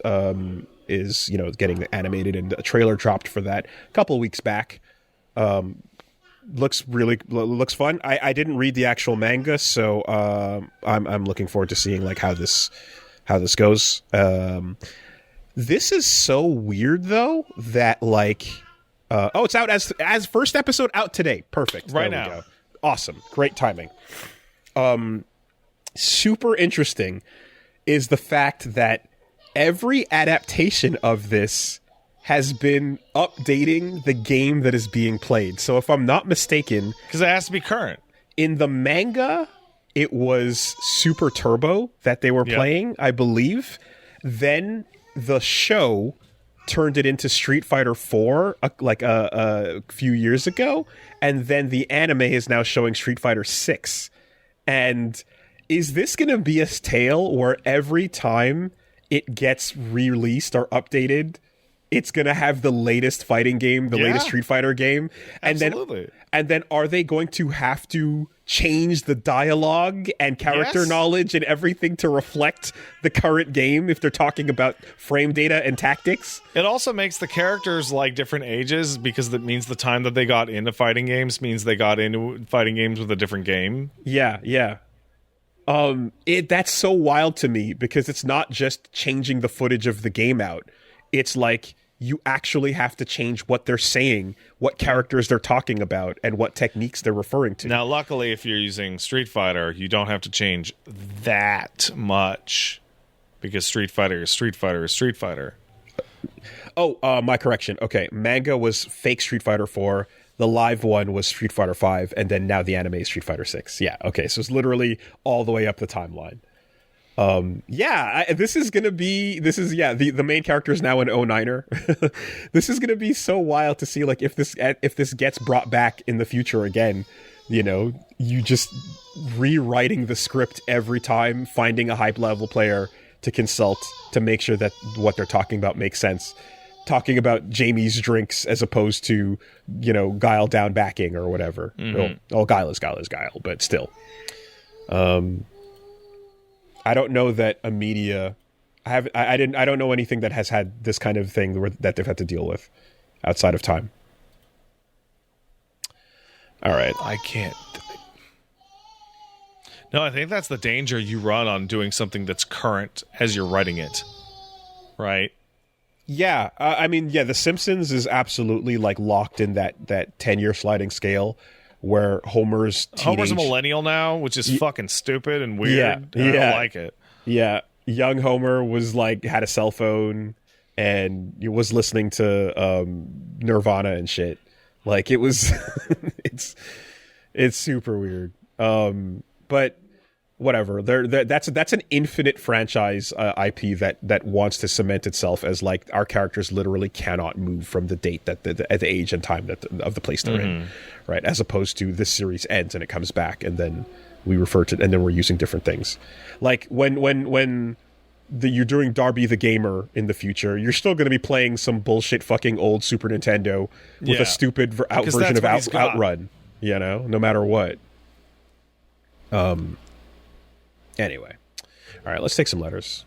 Hey, if you want to send a letter, send it to castlesuperbeastmail@gmail.com. That's castlesuperbeastmail@gmail.com. say something interesting, or ask a cool question, make it a good one, please. We get bunches of bad emails. We got one coming in from Jay, who asks, across many multiplayer communities, I've always noticed claims of certain times of the day being, or even entire weekdays, are worth avoiding depending on the context of the game itself. MMO grinding, server ping, ranked climbing, etc. In my most recent experience playing ranked climbing Marvel Rivals, God help me, there's been a noticeable trend, but since every loss is a win somewhere else, anyone can have win streaks on at those times, or at least they can in theory. Of course, you're going to see the ones who complain being from the wrong side of those trends more often. So how do you find this to be in your experience? Or better yet, is it worth considering when someone has limited time to play or without hard data from the games themselves? If you are doing queued up content in Final Fantasy XIV, every minute of time you get away from the Tuesday morning reset, the player base gets worse. It is a linear graph. If you are playing... So I played FF14 Sunday night, and that is... Monday is the only buffer remaining between you and the Tuesday morning reset. And I played a healer, and I just ran a bunch of roulettes, which is just a bunch of random content. And let me tell you that I was chit-chatting with my friends in Discord, and my behavior was unstreamable. With how angry and the things that I said about the people in my party, just those stupid ass motherfuckers. Just the absolute most brain dead pieces of fucking shit. The funniest part about this is that, like, the mirrors are very, very clear here. But the difference is, when you have a whole lot of bad players on a fighting game, it's awesome. It's awesome, dude. So when bad players are on your MMO or on your team shooter, you have a shitty team of people that you have to rely on. But in a fighting game, you're just stomping motherfuckers out. Yeah, so and it's always the deadline, and it's always really simple.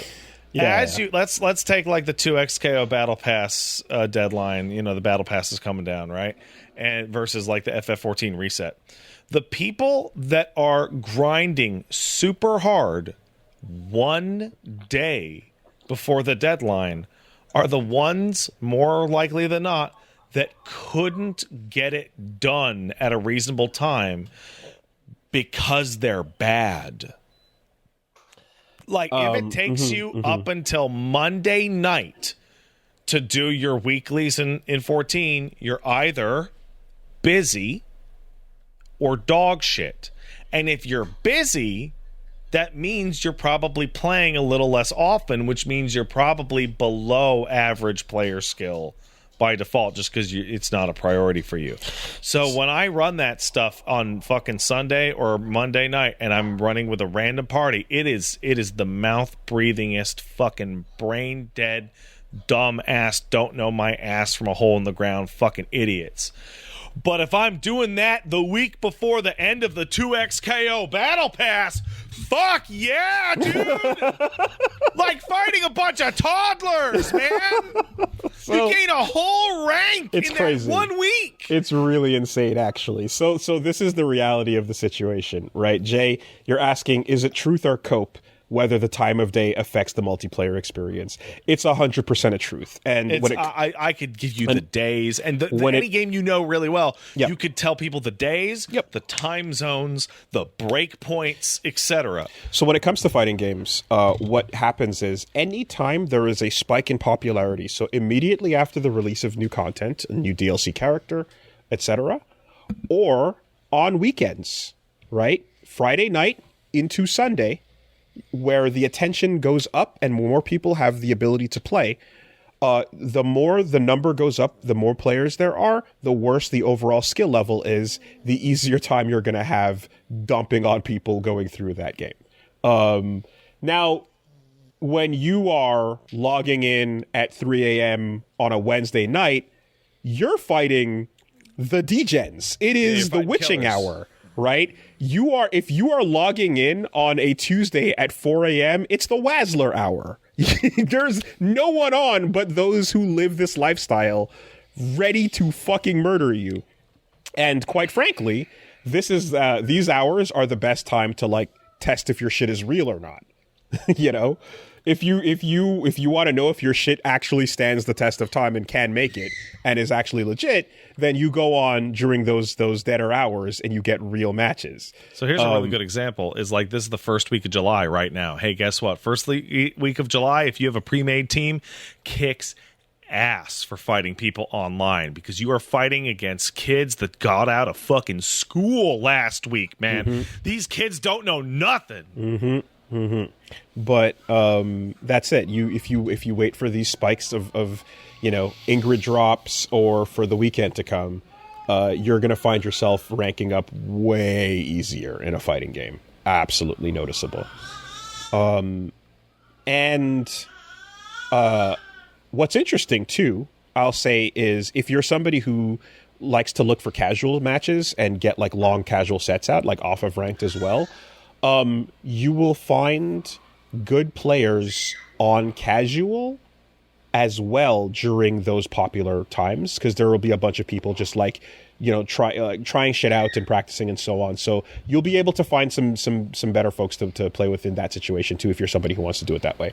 When I went back to Strive a couple times to get like Asuka up and figure out how to play Asuka a bit more and so on, going into the parks during random weeknights, you'd find like 3 or 4 people just chilling, and they were all gods, and they were all willing to do first to 20s with you. And it was awesome. But like, yeah, you're getting stomped the fuck out until you learn. But it depends on what experience you're looking for. But either way, 100% the employed Darius hours that's a real thing that will affect your experience in a multiplayer game. That it's just, if you're not relying on other teammates, enjoy the free ride. Now this is going to also vary in if you are playing a game that is worldwide or regional based. If you're playing certain games that will matchmake you for like a huge proportion of the planet, then the hours and days aren't going to matter as much. But like if you're playing something that's like, like 14, that's going to regionally matchmake you to within 3 or 4 time zones of you, then you can ballpark like, hey, what's the latest at night Pacific that you're likely to even be able to complete something, or earliest in the morning Eastern. Or worst case scenario, awful case scenario, ranked matches in 2X where it takes forever to find the next ranked opponent because you're not able to match up with people worldwide. It's doing the region only, and then it's also having a hard time finding the right elo for you to fight. Yeah. So, okay. Let's see. All right, we'll take one more over here. You know what? This is actually relevant. Let's hear it. Death of / get into VR games. Okay. From Nico. Dear Rastahat and Pastorat. I like that. That's all right. Sure. Alternatively, Mr. Undiagnosed and Mr. Every Banquet and their patch numbers in FF14. I don't know about that one. Sup, guys? Old head from the Kirby's Epic Yam video. You got to cut through this garbage and get to the question. Talking about the sadness of VR games not picking up and overall getting to what the experience would need to be for you to get into a VR game. So basically, a lot of good VR experiences tend to fall into the category of either horror or cockpit games. Sure. And Alex also takes a while before it hits the ground and starts running. but they basically just spend a lot of time describing the great experiences they've had and how much they love VR games. They're saying that now you've got a lot of the discomfort and other issues and price and things are going down, so it's becoming a lot better and easier to experience VR and to have better games.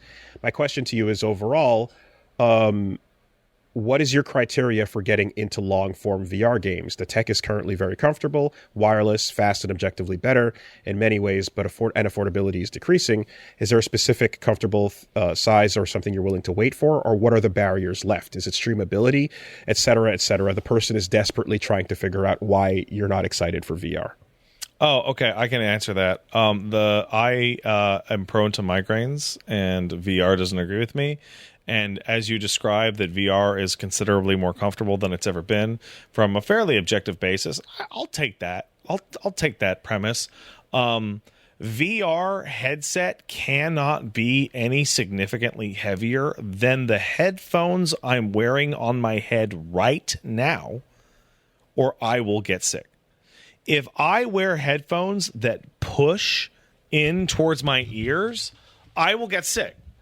So if I wear a headset that drags my head down more than a couple of 100 grams, I don't know, something more than 2 pairs of sunglasses, I'm going to get sick within 40 minutes to an hour. Wireless is good. Fidelity is good. All these things. Price is bad. It's still bad. It's really bad. But it has to be that I don't get sick. And because the VR headsets are so expensive and software production is so sparse, I would have to go over to somebody's house and them go, yo, check this out. I go, I'll try that out. And I put it on and have a good experience for me to even consider it. But I went through an Oculus and a PlayStation VR and a PlayStation VR 2, and I tried the Index somewhere. I forget where the fuck it was. And they all made me sick quite quickly. And that's it. So, that is 100%. I concur with a whole bunch of that because I have similar issues. And in fact, I can say that this is extremely recent and relevant because here, I will pull the curtain back a little bit, and I'm going to talk about this a little bit tomorrow. The new LP that I was trying to start was going to actually be a VR game, and a wild pick at that. I was trying to figure out a way to get Teenage Mutant Ninja Turtles Empire City, the recent VR game that just came out. I was trying to see if that was LPable. And that is a, what, Wooly? Why? Who the fuck? What reason would you have for pulling this weird cool shit out? To do. Right? And what I saw when I was looking into this game is I saw basically a supercut of moments in it because it's hilarious. For some random reason, the writing in the game is super funny and like legit, like well done from this little kind of montage I watched of moments in it. And it was something that I would never consider otherwise. But then just watching that video of like things in moment to moment in the game, I was like, this is a really funny thing. I would love to experience this short game and perhaps LP through it to get most of these moments going. Right. That's exactly it. It's a random game out in left field that just like looked really funny. So I was like, let me try this out. So in order to get it going, I had to go grab my Oculus and plug this in and blow the dust off and get this whole thing going. The process of updating all of my Oculus Rift stuff into Meta Quest stuff was exhausting. Everything about the software, everything about the hardware, everything about the firmware, all was going through these weird, not just branding updates, but like the whole way you interface with everything changed, and then the accounts that you made like also had to change and migrate over to a new system, which was trying to onboard you through this whole crazy thing, because I haven't looked at Facebook in a billion years about how to use the new meta thing. It was just horrible. It was a really annoying, awful experience. And then even once that was done, the experimental thing I remember at the time was the AirLink thing. trying to get that working properly, it still was not working properly after all this time. Getting a USB plugged in, it was not the right type. And so I just couldn't get the link going. So there's a number of ways that you link your Quest headset to your PC. You can do it through Steam Link. You can do it through Virtual Desktop. You can do it. There's all these different ways. And the hoops and hoops and hoops and hoops. Eventually, after doing a bunch, including changing some of my router settings to properly broadcast Jesus Christ, the right kind of 5 gigahertz signal, because certain devices only saw 2.4, I got it working. And I was like, okay, I spent the night figuring this out. I solved it. I updated. You defeated it. I defeated it. The game is now running. And not running in the weird way where the resolution was too shit either, or do random. Yeah, I know. It was running, right? And I started playing, and I was like, oh, I feel sick. How long? I got through the first level and a half. And then I was like, oh, this is rough. This is really rough.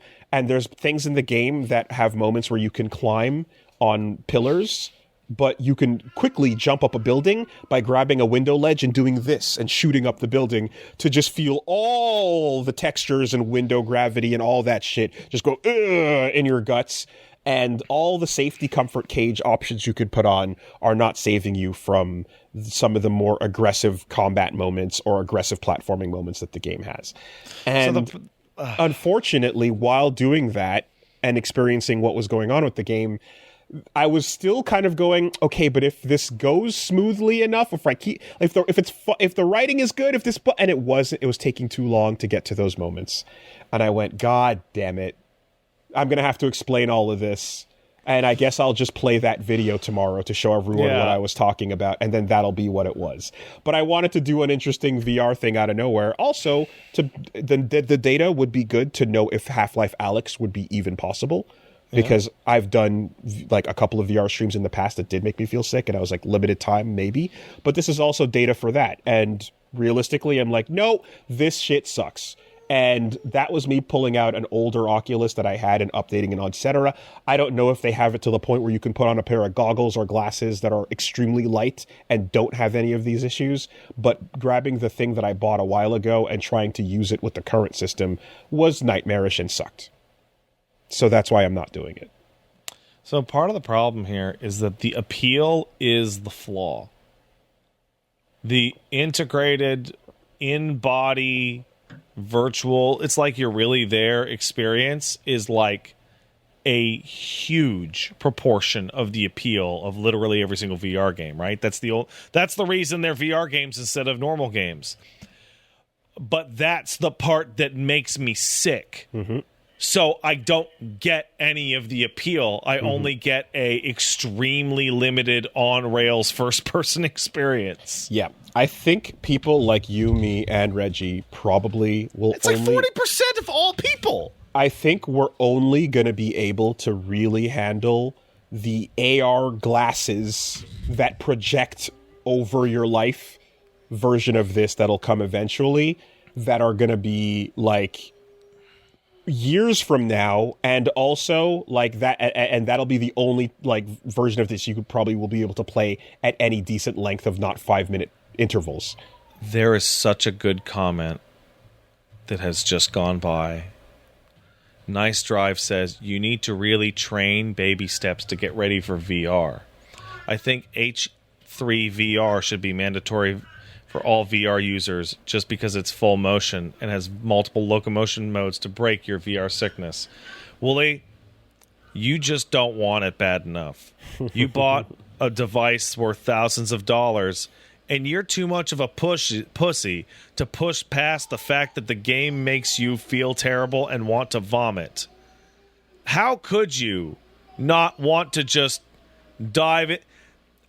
And you know what? The funny part is, I actively, because of my love of the game Rez, I pushed through it to play Area X. I remember that. Yeah.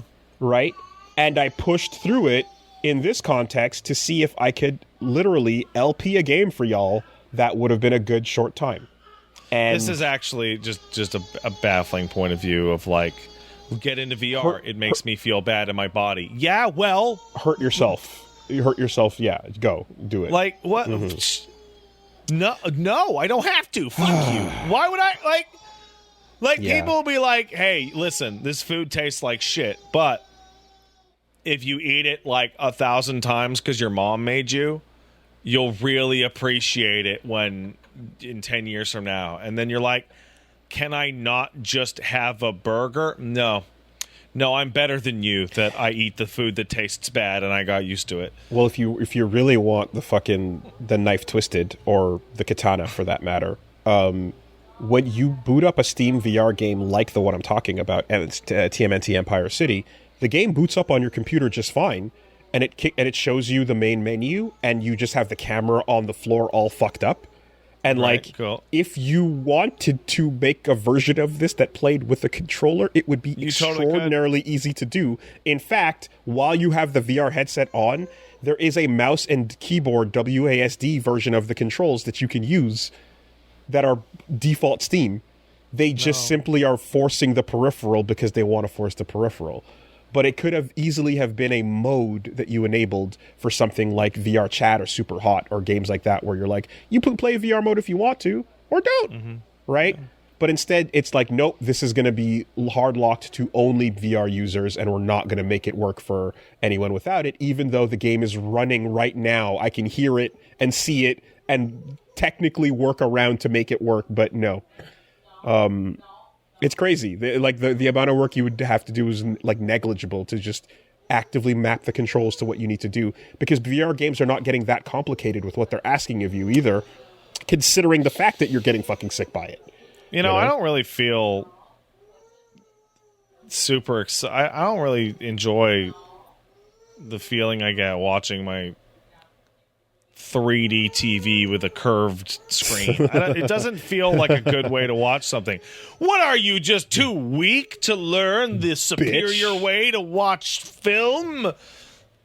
Fucking let your eyes bleed for at least 10 minutes and then increase that to 11 minutes and go up by a minute every day until you get there. Here's the thing that really gets me, though, is that like, for maybe this is a perception difference, but when people talk about, VR and being totally immersed, I'm like, if I'm playing a decent game that has like a good audiovisual presentation and good performance, I already sublimate past my body into the fucking screen. Like, I don't need to have like a full body sensation. My fucking brain like floats out of my fucking body like a cartoon ghost, and I get that feeling. I'm more willing to take this on, but they have to make it not feel like you're gonna vomit every time. They have to do it. They have to work on it further. They have all the tricks, and the tricks are currently in play. And when I played like Eagle Flight, with the beak to stare at, with the feathers going by, with the vignetting, with the teleporting in place, all these little things help you feel not as sick, but they still are only temporary solutions to something that's inevitably going to make my stomach churn. And if the real like closing note here is, there's awesome games like Sushi Ben, which came out and looked fucking incredible, but were VR only. But then nobody got to experience this amazing game that was like Mega Man Legend style art and it was super dope. So then they un-VR'd it and then made it so that other people can just play it regularly. And it's like, okay, cool. Like, now that's awesome. You're not locking it behind this thing for, like the strict principle of the matter. Like, if you're going to make it so that VR is a value add on top of an existing game, that's great. Let people opt into it. But yeah, hard committing. I would like to hold up my hand for a second. There's a comment in here. Another says, one. Oh boy. We're taking him to task today. Isn't this just what you guys tell me to do with fighting games? To which someone responds with, yeah, but they like fighting games and have a vested interest. Fighting games don't make you throw up. They don't make you physically sick. The inability of the brain to grasp that simple concept and take it to the logical conclusion blows my mind here. If you're talking about your feelings getting hurt because you don't like losing, that's okay, sure. That's not what we're talking about. If you're talking about a game that physically upsets you to play, the way I talked about first-person shooters making me feel sick for a very long time until stuff improved, and now I can play them okay. Why are so many people saying that fighting games make them feel ill? Like they make you feel motion sickness? What are they describing? Are you talking about doing moves? Is doing a quarter circle just like it's hurting your hand or something? I'm trying to steel man here. I'm trying to make this make sense. I'm curious as to like what could actually make you ill, like playing a fighting game. Look. The things that are hard in a game, in any other genre, if you jumped on League of Legends and you got fucking stomped on, if you jumped on an FPS and you got stomped on, if you jumped on any other card game, Yu-Gi-Oh, and you got stomped on, the people feeling bad about getting stomped on and not knowing what to do, that's all you're talking about. That's a bad analogy. They have that thing where they feel the emotion in their body, and they're like, the game made me feel my body. Oh. Yeah, dumbass, we're talking about like literally physically not feeling your stomach I get woozy and I get a migraine after doing VR for like 40 minutes. Yeah, it's not the same fucking regardless thing. of whether or not I'm enjoying myself, which is kind of a bummer by itself. Holy shit, babies, dude. Oh my god. Okay, anyways. No, yeah, whatever. Find your like. I can't believe Wooly gets sick playing with a baby toy and would call me a baby for Hey, man. Hey. I am not the baby. It is you who is the baby. It was a super sick dunk in your head, bro. In your head, you nailed it, and everyone clapped, and it was awesome. And they're running around picking you up and carrying you out of the stadium. All right. Okay. And yes, I know I still have to do Half-Life episodes before Alex. I'm aware. Yeah, No, that shit wouldn't make any sense. I just wanted to know if I could even consider the possibility. All right, I'm done. Have a good one, everybody. Take it easy. Hey, get the shirt. Legacy shirt, please. Thank you, Bricky. Go to the Orchid 8 shop. Get it.